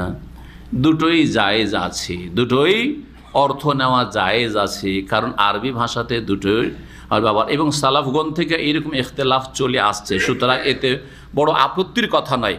কিন্তু এই ক্ষেত্রে দেখতে হবে যে নারী জাতির সুবিধা কোনটাতে, নারীদের জন্য বা দাম্পত্য জীবনের সুবিধা কোনটাই। জি হ্যাঁ, ইদ্যত কাটাইতে হবে কতদিন? 3 মাসিক অথবা 3 পবিত্রতা। আচ্ছা, তালাক দেওয়ার ক্ষেত্রে মনে রাখবেন যে মাসিক অবস্থায় তালাক দেওয়া হারাম, মাসিক অবস্থায় তালাক দেওয়া হারাম। তালাক দিতে হবে ফালিউতাল্লিকহা তাহিরান আও হামিলান। নবী করিম সাল্লাল্লাহু আলাইহি ওয়াসাল্লাম আব্দুল্লাহ বিন উমরের তালাকের ঘটনায় বলেছেন উমর রাদিয়াল্লাহু তাআলা আনহুকে, যে যেন ইবনে উমর যদি তালাক দিতে হয় তাকে, তাহলে সে যেন তালাক দেয় স্ত্রীকে তাহিরান, পবিত্র অবস্থায়, অর্থাৎ মাসিক থেকে পবিত্র হওয়ার পরে যেন কোনো সহবাস না হয়। সহবাস হয়ে গেলে বাচ্চা পেটে ধরার বা গর্ভধারণের আশঙ্কা রয়েছে। পেটে বাচ্চা নিয়ে তালাক নিয়ে যাবে আর স্বামীর সাথে সম্পর্ক ছিন্ন হয়ে গেল, আর ওর বাচ্চা 9 মাস 10 মাস ধরে পেটে করে বয়ে নিয়ে বাড়াবে, আর এতদিন ইদ্যত কাটাবে কেন? এই জুলুম কেন করবে? সুতরাং আল্লাহ রাব্বুল আলামিন আরহামুর রাহিম নারী জাতির রহম করেছেন যে এমন পবিত্রতায় তালাক দিতে হবে যেই পবিত্রতাতে মাসিক ঋতু থেকে পাক হওয়ার পরে কোনো সহবাস হয় নাই। ভালো করে বুঝেছেন না? সুন্নতি তালাক শুনে রাখেন, সুন্নতি তালাক। আর হারাম তালাক, বেদাতি তালাক হচ্ছে হাইজের অবস্থায়, মাসিক অবস্থায় তালাক দেওয়া। বেদাতি হারাম তালাক হচ্ছে একসাথে 3 তালাক দেওয়া। তাহলে সুন্নতি তালাক হচ্ছে পবিত্রতার অবস্থায়, এমন পবিত্রতায় মাসিক থেকে পবিত্র হয়ে যেন সহবাস না হয়, সহবাস না করে তালাক দেওয়া, এবং 1 তালাক দেওয়া। কত তালাক দেওয়া? 1 তালাক দেওয়া, 2, 3 নয়। আর সঠিক মতে 2, 3, 100 যদি একসাথে বলে তাহলে কোন বলতেই থাকে, তোকে 50 তালাক, 100 তালাক, 3 তালাক, সঠিক মতে একটি তালাক হবে। আর এতেই হেকমত রয়েছে, যৌক্তিকতা রয়েছে, এবং এতেই কল্যাণ রয়েছে দাম্পত্য জীবনে, এতে নারী জাতির কল্যাণ রয়েছে, এতে স্বামীরও চিন্তার সুযোগ সুবিধা রয়েছে। একবারই 3টা গুলি ছেড়ে দিল আর হাঁ করে বসে আছে, রাগ ঠান্ডা হওয়ার পরে যাই কি করলাম, আমার ছেলে মেয়ে আছে কি করব, আর স্ত্রীও ভালো হয়ে গেছে, হাই রে কি করব। তখন হারাম রাস্তায় এ হালাল্লা আর হিলার রাস্তা বের করেছে এই অসৎ লোকেরা। কথা বোঝা গেছে? জি হ্যাঁ, সুন্নতি তালাক আবার বলছি যে মাসিক থেকে পবিত্র হওয়ার পরে সহবাস না করেই 1 তালাক দেওয়া। বুঝছেন না? তালাক 3, এই 3 করু মানে 3 হাইজ মাসিক নেওয়া যেতে পারে, 3 তোহর নেওয়া যেতে পারে, কিন্তু কোনটাই মহিলার উপকার রয়েছে এটা দেখার বিষয়। যদি 3 মাসিক ধরেন তাহলে মাসিক থেকে পাক হলো, তারপরে একটা পবিত্রতা গেল, একটা পিরিয়ড গেল না, তারপরে মাসিক আসলো 1 মাসিক, তারপরে আর এক পবিত্রতা গেল, তারপরে আর এক মাসিক, তারপরে আর এক পবিত্রতা গেল, তারপরে আর এক মাসিক। 3 মাসিক পার করবে তাহলে ইদ্যত পার হবে। সময়টা ভালো করে মনে রাখেন। পক্ষান্তরে যদি করো মানে তোহর নেওয়া হয়, পবিত্রতা নেওয়া হয়, তাহলে মাসিক থেকে পাক হওয়ার পরেই তালাক দিয়েছে সহবাস না করে, এইটা একটা তাহারাত বললে গণ্য হয়ে গেল। ইদ্যতের একটা তাহারাত বলে গণ্য হয়ে গেল। তারপরে মাসিক আসলো, তারপরে আরেকটা তাহারাত চলে আসলো, দ্বিতীয় হয়ে গেল। তারপরে মাসিক আসলো একবার, আর তারপরে তাহারাত পবিত্র হতেই কি হয়ে গেল? 3 তোহর হয়ে গেল। সুতরাং ইদ্যত কি হয়ে গেল? শেষ হয়ে গেল। এতে ইদ্যতটা কি হবে? শর্ট, সংক্ষেপ হবে। মুফাসসিরিনগণ এবং ফুকাহায়ে কেরামরা বলেছেন যে এতে নারী জাতির জন্য সুবিধা রয়েছে, কারণ ও বসে কেন থাকবে যে ইদ্যত পার হচ্ছে না, সুতরাং অন্য জায়গায় বিবাহ বসতে পারছে না, অথচ অন্য জায়গায় বিবাহ করার বয়স আছে, আর অনেকে তাকে বিবাহ করতে চায়, ভালো ভালো ছেলে ছুটে যাচ্ছে, ঠিক না? জি হ্যাঁ, এই জন্য এই অর্থটা নিলে ভালো। তবে যে কোনো একটা অর্থ নিয়ে ইদ্যত কাটালে চলবে, আল্লাহু আলাম। ওয়ালা ইয়াহিল্লু লাহুন্না আন ইয়াকতুমনা মা খালাকাল্লাহু ফি আরহামিহিন্না ইন কুননা ইউমিননা বিল্লাহি ওয়াল ইয়াউমিল আখির। আর নারী জাতির জন্য হালাল নয়, অর্থাৎ হারাম। কি হারাম? আন ইয়াকতুমনা, যে তারা গোপন রাখবে, লুকিয়ে রাখবে, মা খালাকাল্লাহু ফি আরহামিহিন্না, তাদের জরায়ুতে, গর্ভে যা কিছু আল্লাহ সৃষ্টি করেছেন, অর্থাৎ পেটে বাচ্চা ধরেছে অথবা ধরেনি, এটাকে যদি গোপন রাখে, এটা কার হাতে? পেটে বাচ্চা আল্লাহর হাতে তো আছে, কিন্তু কে জানছে? না, মহিলাই জানবে। মহিলা বুঝতে পারবে আমার পেটে বাচ্চা ধরেছে না ধরেনি। তো বাচ্চা ধরলে এক হুকুম হয়ে যাবে ইদ্যতের ক্ষেত্রে, আর বাচ্চা যদি না ধরে থাকে তাহলে আর এক হুকুম হয়ে যাবে, ঠিক কিনা? পেটে যদি বাচ্চা থাকে ওই অবস্থায় তালাক দেয়, ওই অবস্থায় তালাক দেওয়া জায়েজ। পেটে বাচ্চা থাকা অবস্থায় তালাক দেওয়া জায়েজ, কারণ নবী কারীম সাল্লাল্লাহু আলাইহি ওয়াসাল্লাম হাদিসে ফালিউতাল্লিকা তাহিরান আও হামিলান, হয় পবিত্র অবস্থায় তালাক দাও, আর না হলে পেটে গর্ভধারণ করে আছে হামেল অবস্থায় তালাক দাও। তাহলে হামাল অবস্থায় যদি তালাক দেওয়া হয়, আর মহিলা প্রকাশ পায়নি, আর মহিলা দেখছে যে যদি আমি এখন বলে দিই যে আমার পজিটিভ হয়ে গেছে আর পেটে বাচ্চা ধরে গেছে, তাহলে অনেক সময় লেগে যায় ইদ্যত পার করতে। অনেক সময় কতদিন লাগবে? কতদিন লাগবে বলেন?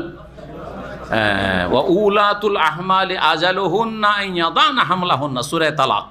সূরা তালাক আল্লাহ বলছেন যে গর্ভধারণকারিণীদের ইদ্যত হচ্ছে আজালুহুন্না, তাদের ইদ্যত হচ্ছে আন ইয়াদানা হামলাহুন্না, যে তারা কি করবে? গর্ভ প্রসাব করবে। যতদিন বাচ্চা ভূমিষ্ঠ না হবে ততদিন তাকে ইদ্যত কাটাতে হবে। তাহলে বেচারি মহিলা 9 মাস ধরে কি ইদ্যতে থাকতে হচ্ছে। তখন ও করলো কি? বলে যে না না, পেটে বাচ্চা ধরেনি। তারপরে বলে দিল যে আমার কি হয়েছে, 3টা মাসিক হয়ে গেছে বা 3 তাহারাত হয়ে গেছে, দিয়ে অন্য জায়গায় বিবাহ বসে গেল। যদি এরকম করে দেয়, আর প্রথম দিকই ছিল গর্ভধারণটা, প্রথম দিকে বিশেষ বড় 4-5 মাস হয়ে যাওয়ার পরে হলে তো হয়তো স্পষ্ট হয়ে যাবে, ধরা খেয়ে যাবে, কিন্তু প্রথম দিকে হয়তো 1-2 মাসের মধ্যে এরকম অবস্থায় ছিল। এই অবস্থায় যদি অন্য জায়গায় গিয়ে, ধরেন 3 মাসের পেটে বাচ্চা আছে, আর অন্য স্বামীর ঘরে চলে গেল, বিবাহ হয়ে গেল। বিবাহ হওয়ার পরে তখন আস্তে আস্তে প্রকাশ পেল যে পেটে কি আছে? গর্ভধারণ করে আছে, বাচ্চা আছে। এখন এই বাচ্চাটা কার বাচ্চা বলে স্বীকৃত হবে বলুন তো দেখি? কারণ আগের স্বামীর, শরীয়তে তো আগের স্বামীর, কিন্তু মানুষ কি বুঝবে? অবৈধ বা কি করে বুঝবে? মাত্র 3 মাস ছিল, আর ওখানে গিয়ে 6 মাস পেয়ে গেছে, আর সর্বনিম্ন 6 মাস যদি বিবাহের পরে হয় আর বাচ্চা হয়ে যায়, তাহলে সেটা স্বামীর। এটা মাসলা শুনে রাখেন। সর্বনিম্ন হামলের মুদ্দাত, মানে গর্ভধারণের সময়সীমা হচ্ছে কত? 6 মাস। আপনি বিয়ে করলেন, আর বিয়ে করার পরে 6 মাস হয়েছে আর বাচ্চা হয়ে গেল, আপনার অস্বীকার করার অধিকার নেই যে এটা আমার বাচ্চা নয়। বোঝা গেছে কি না? আপনার স্ত্রী যদি বলে যে এটা আমার স্বামীর, আমি কোথাও অবৈধ কাজে লিপ্ত হইনি, তাহলে সেটা কার? আপনার বলে বিবেচিত হবে। বোঝা গেছে কি না? এখন এই মহিলা যদি লুকিয়ে রেখে দেয়, আল্লাহ লুকিয়ে রাখে কেন হারাম করলেন? আসলে বাচ্চা গর্ভধারণ করেছে আগের স্বামী থেকে, কিন্তু লুকিয়ে নিয়ে এসে বিবাহ বসে গেছে, আর বিবাহ বসার পরে তারপরে বাচ্চা যখন 8-9 মাস পর হইল, বিয়ের 6 মাস পরে ধরেন হইল, বিয়ের 6 মাস 6.5 মাস পরে যখন হইল, তখন লোকেরা বা ওই মহিলা সবাই জানলো যে এটা কার সন্তান? এই নতুন স্বামীর সন্তান। এক বংশের ছেলেকে আর এক বংশে ঢুকিয়ে দিল, কত বড় অপরাধ করলো! বংশ পরিচয় একবারে কোথা থেকে কোথায় পৌঁছে দিল, যেটা কাবিরা গুনাহ, লানতের কাজ। এর ওপর অপরাধের অপরাধ হতে চললো যে এই ছেলেটা উত্তরাধিকারী হবে ধন সম্পদের কার? শরীয়তে আগের, যেহেতু আগের স্বামীর, সুতরাং আগের বংশ থেকে ধন সম্পদের ভাগ পাবে। এর ভাগ বসিয়ে দিল কোথায়? নতুন পরের স্বামীর ধন সম্পদে ভাগ বসিয়ে দিল। তার কত বড় অপরাধ করলো, করলো না? আল্লাহ পাক তাই বলছেন যে ওয়ালা ইয়াহিল্লু লাহুন্না, নারী জাতির জন্য হালাল নয়, আন ইয়াকতুমনা মা খালাকাল্লাহু ফি আরহামিহিন্না, যে তাদের জরায়ুতে বা তাদের গর্ভে যা কিছু আল্লাহ সৃষ্টি করেছেন তা তারা গোপন রাখবে, লুকিয়ে রাখবে। ইন কুন্না ইউমিন্না বিল্লাহি ওয়াল ইয়াউমিল আখির, তারা যদি আল্লাহ এবং পরকালে ঈমান রাখে, বিশ্বাসী হয়। এটা এই জন্য বলছেন যাতে করে চিন্তা হয় যে আল্লাহকে যদি বিশ্বাস করো আর পরকাল সম্পর্কে চিন্তা থাকে তো খবরদার এইরকম হারাম নাজায়েজ কাজ করবে না, যেটা চরম অপরাধ হবে। ওয়াবউলাতুহুন্না আহাক্কু বিরাদ্দিহিন্না ফি যালিকা ইন আরাদু ইসলাহা।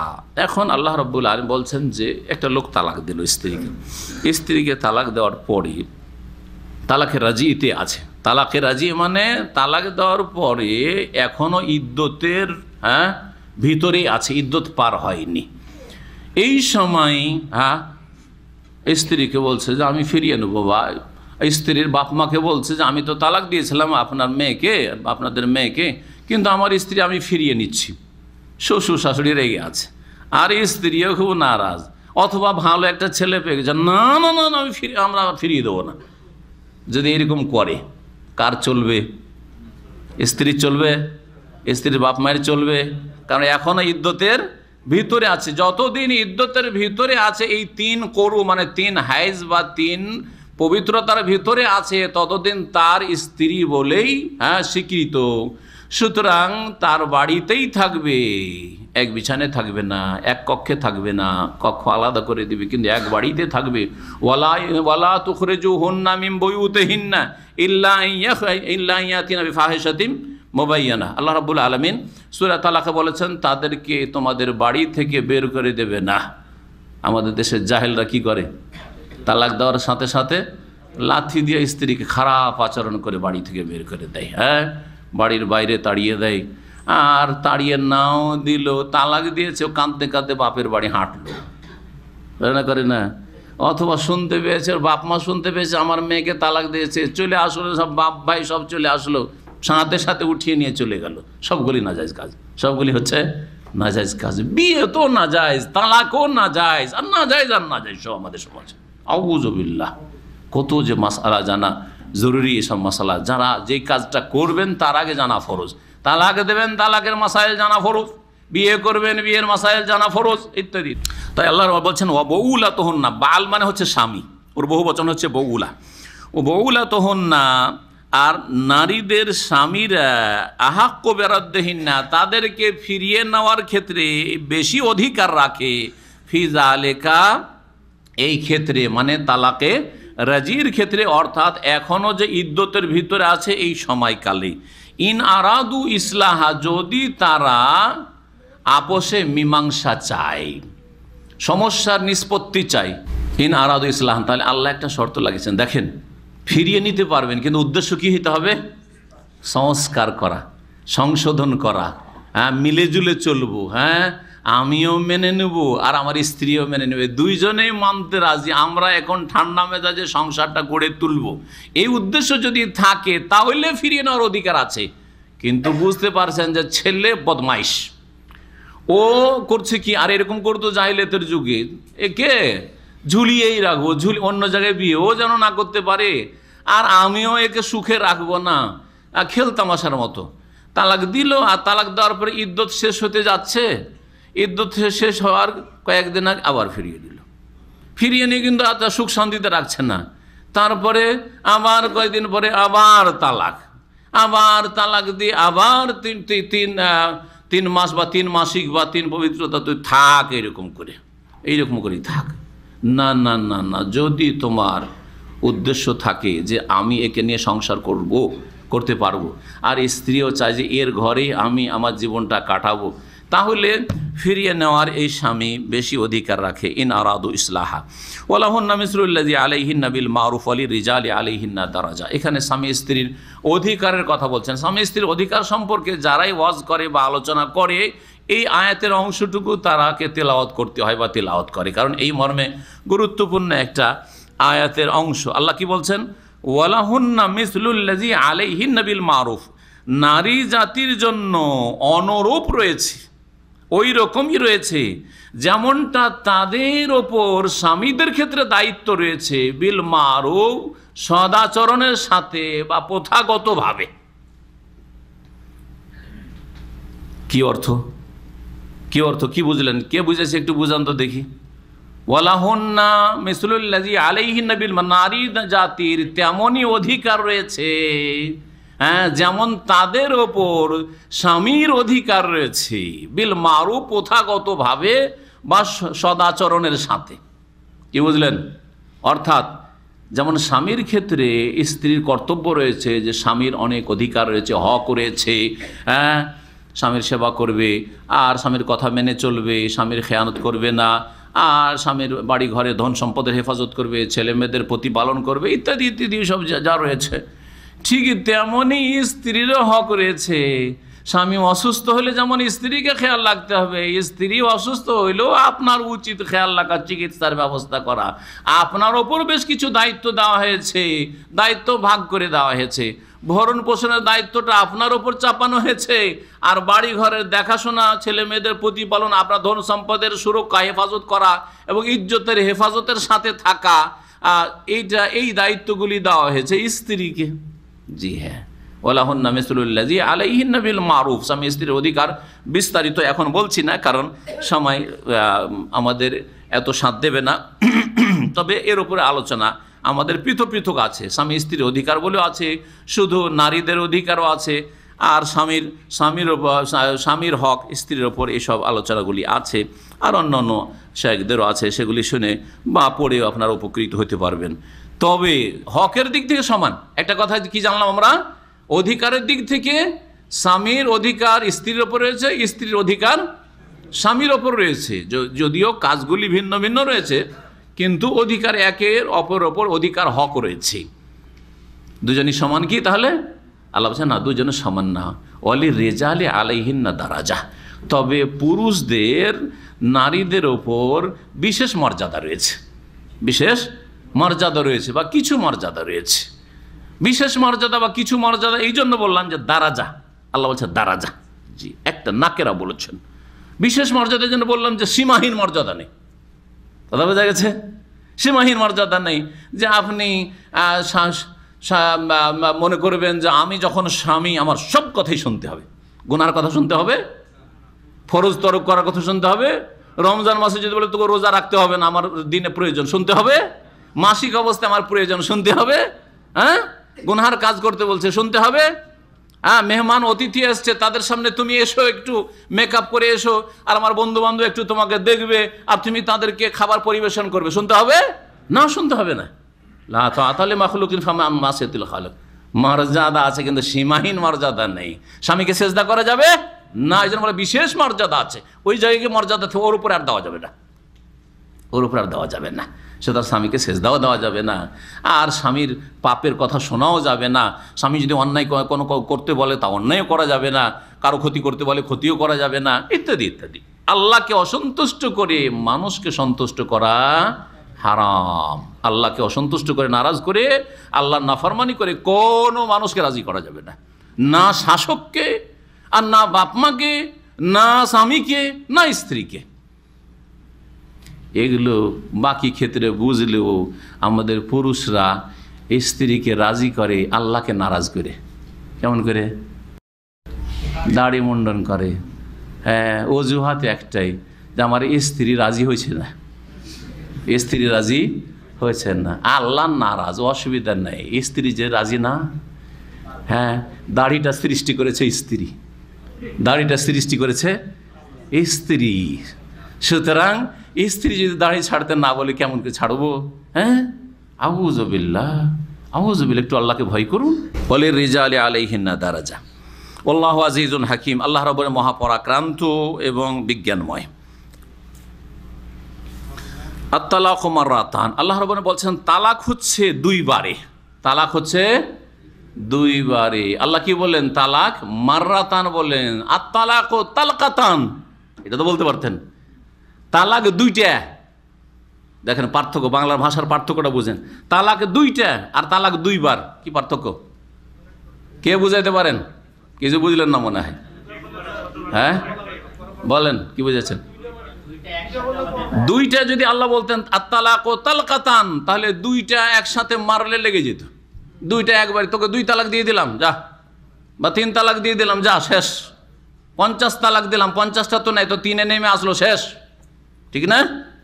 না, এই কথা বলে আল্লাহ তালাকু মাররাতান, 2 বারে, 2 বারে, একটা একটা করে দিতে হবে, 2 বারে তালাক দিতে হবে। জি, একবার তালাক দেবেন, তারপরে তাকে 3 কোরো, যদি মাসিক হয় তাহলে 3 মাসিক বা 3 পবিত্রতা পর্যন্ত ইদ্যত কাটবে। আর এর মাঝখানে স্বামী স্ত্রী দুইজনে বোঝাপড়া করেন, আপনার আত্মীয় স্বজন, তাদের স্ত্রীর আত্মীয় স্বজন চিন্তা ভাবনা করুক যে কি করবে, ফিরে যাবে না শেষ করে দিবে এই সম্পর্ক। 3 মাস বা তার বেশি হইতে পারে অনেক সময়, এই সময়টা দেওয়া হইল। যা এই ইদ্যতের ক্ষেত্রে সংক্ষেপ করে দিয়েছি, ইদ্যতের বিষয়টি শুনে নেন। ইদ্যত যাদের মাসিক, যেসব নারীদের মাসিক আসে তাদের ইদ্যত হচ্ছে 3 মাসিক বা পবিত্রতা হইল, ঠিক।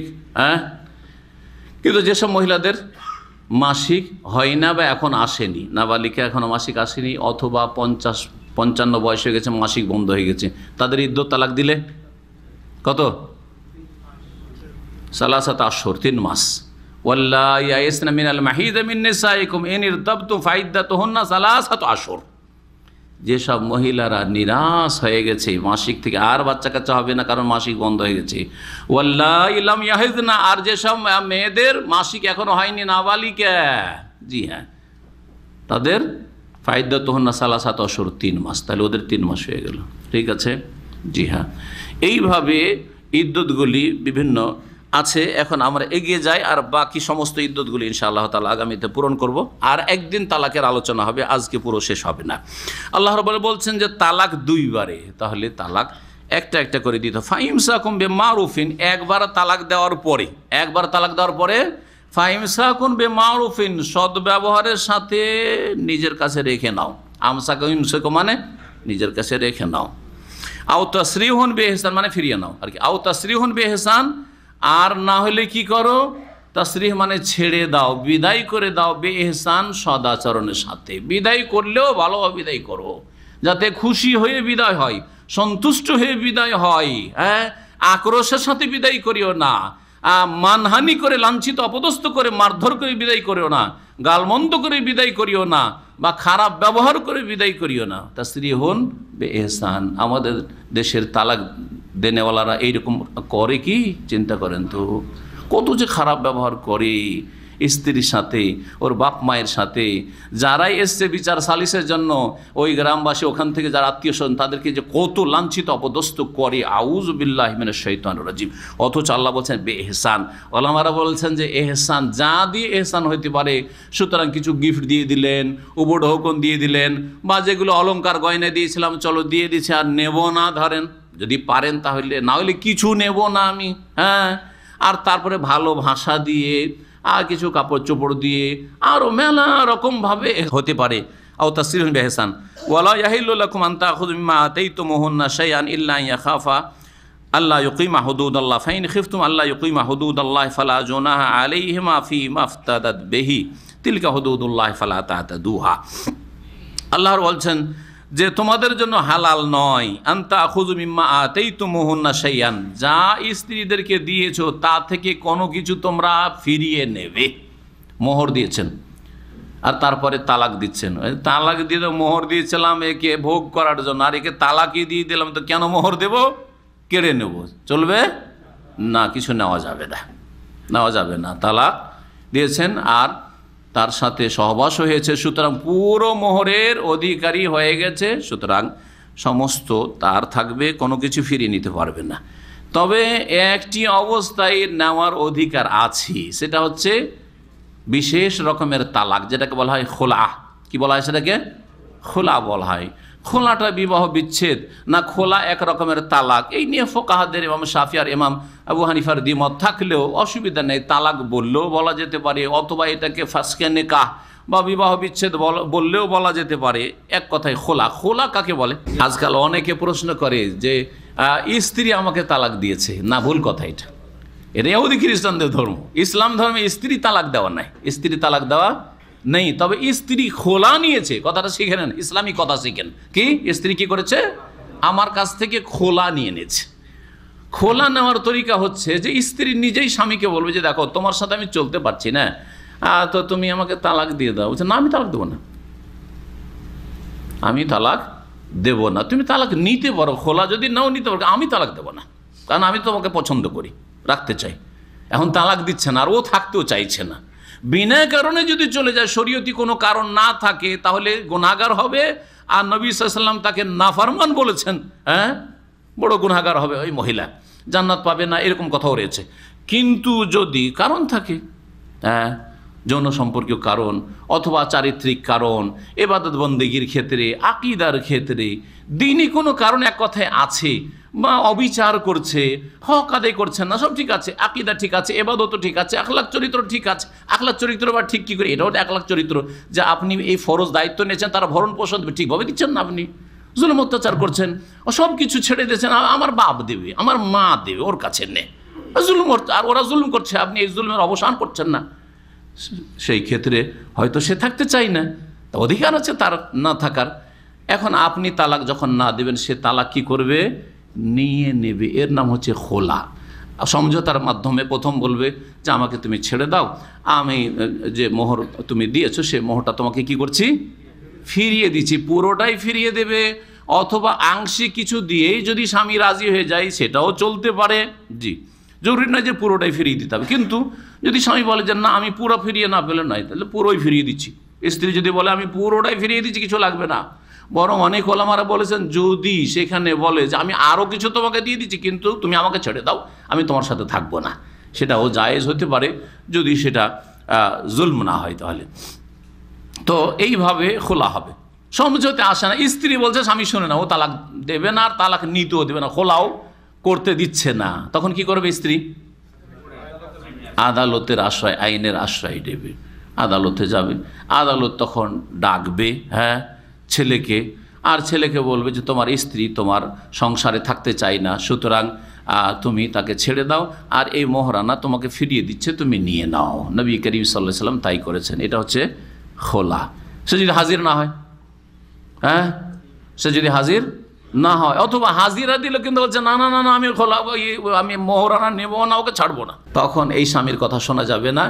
তখন শাসকের প্রতিনিধি হচ্ছে আদালত, আদালতের কাজী কি করবে? আর যেই দেশে ইসলামিক আদালত নাই বা মুসলিম আদালত নেই, সেখানে এলাকার প্রভাবশালী দিনদার ব্যক্তি হতে পারে, তিনি আলেমও হতে পারেন, আবার তিনি দুনিয়ার ক্ষেত্রে হয়তো সেখানকার প্রভাবশালী। তাদের যে অমুসলিম দেশগুলিতে এইরকমটা করা যেতে পারে ওলামারা বলছেন, কারণ সেখানে ইসলামিক স্টেট নেই বা ইসলামের কোনো আদালত নেই, হয়তো পার্সোনাল লও নেই, হয়তো সেই আদালতে পার্সোনাল লর যে বিবাহ শাদী তালাক আর মিরাস এইগুলি রয়েছে সেগুলি হয়তো নাই। তো ওগুলো না থাকলে ভালো একজন আলেমের কাছে যাবে বা মসজিদের ইমাম খতিবের কাছে যাবে, আর সেখানে বিবাহ বিচ্ছেদের ঘোষণা করে দেবে। কী করবে? বিবাহ বিচ্ছেদের ঘোষণা করে দেওয়া হবে। সেটা মুসলিম শাসক বা তার প্রতিনিধি দিয়ে হইলেই সেটা হওয়া উচিত, যদি সেটা মুসলিম দেশ হয়, যেমনটা বললাম। এইভাবে খোলা হয়ে যাবে। আল্লাহ রাব্বুল এই খোলার কথা এখানে বলেছেন। সময় এগিয়ে চলে গেছে, অল্প সময় আছে, সুতরাং এখানেই আজকের আলোচনা শেষ করে দিচ্ছি। এই আয়াত থেকে আগামী সপ্তাহে ইনশাআল্লাহ তাআলা আবার আলোচনা শুরু করব, আর বাকি বিস্তারিত সব কথা ইনশাআল্লাহ তাআলা বলার চেষ্টা করব, কারণ তালাকের বিষয়টি অত্যন্ত গুরুত্বপূর্ণ। আল্লাহ রাব্বুল আলামিন আমাদেরকে দিন শিখার তৌফিক দান করেন এবং দিন মোতাবেক জীবন গড়ার তৌফিক দান করেন। দাম্পত্য জীবনে আল্লাহ যেন আমাদেরকে সুখী করেন, আমাদের মা বোনদেরকেও সুখী করেন, আমাদের ভাইদেরকেও সুখী করেন। বিশেষ করে যেসব ভাইরা এখানে এসেছেন তাদেরকে আল্লাহ রাব্বুল আলামিন যেন সুখী করেন। আল্লাহ রাব্বুল আলামিন যেন আমাদেরকে দুনিয়া আখিরাতের কল্যাণ দান করেন।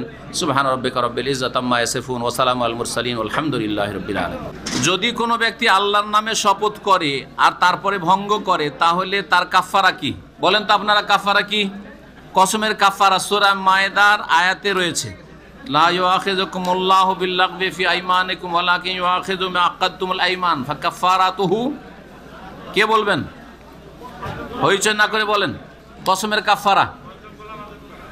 ফাইতামু আশারাতি মাসাকিনা মিন আওসাতি মা তুতঈমুন আহলিকুম আও কিসওয়াতুহুম আও তাহরিরু রাকাবা। এই তিনটের মধ্যে ইখতিয়ার আছে। ইতামো আশারাতে মাসাকিন, 10 জন মিসকিনকে খাবার দেওয়া বা 10 জন মিসকিনকে পোশাক দেওয়া, কাপড়, হ্যাঁ, লুঙ্গি আর একটা জামা দিলেন হয়তো, হ্যাঁ, আর অথবা গোলাম স্বাধীন করা। কিন্তু আজকাল গোলাম নেই, 3টার মধ্যে স্বাধীনতা আছে, 3টার একটা দিলে হয় আজকাল। তাহলে প্রথম কি করতে হবে? 10 মিসকিনকে খাওয়াবেন, আর না হলে 10 মিসকিনকে কাপড় দিয়ে দেবেন, পোশাক দিয়ে দেবেন। যদি না পারেন ফামাল্লাম ইয়াজিদ ফাসিয়াম সালাসাতি আইয়াম, যে না পারবে তাহলে 10 মিসকিনের খাবার দিতে না পারলে আজকাল 15 রিয়াল ধরেন, একটা মিসকিনকে খাবার দিলে মোটামুটি কত লাগবে সৌদি আরবে? মোটামুটি 15 রিয়াল ধরেন, মধ্যম 30 রিয়ালও বললাম না, একটু হাইফাই হোটেল 40 রিয়াল বললাম না, আর একেবারে 8-10 রিয়ালও বললাম না, 15 রিয়াল করে যদি হয় তাহলে 10 জনের কত লাগবে? হ্যাঁ, 150 রিয়াল, মোটামুটি 150 রিয়াল। এক সময় আমরা 10-15 বছর আগে জিনিসপত্র সস্তা ছিল, বলতাম যে 100 রিয়াল দিলেই চলে যাবে, তো 10 রিয়ালে ভালো মোটামুটি বাংলাদেশি হোটেলে ভালো খাবার পেয়ে যাবেন। তো এই 150 রিয়াল, আর যদি এটা না পারেন তাহলে কি করতে হবে? ফাসিয়াম সালাসাতা আইয়াম, 3 দিন সিয়াম পালন করবে, রোজা রাখবেন। যালিকা কাফারাতু আইমানিকুম ইযা হালাফতুম, তোমরা যখন হলফ করবে তখন এই হচ্ছে তোমাদের কসমের কাফারা।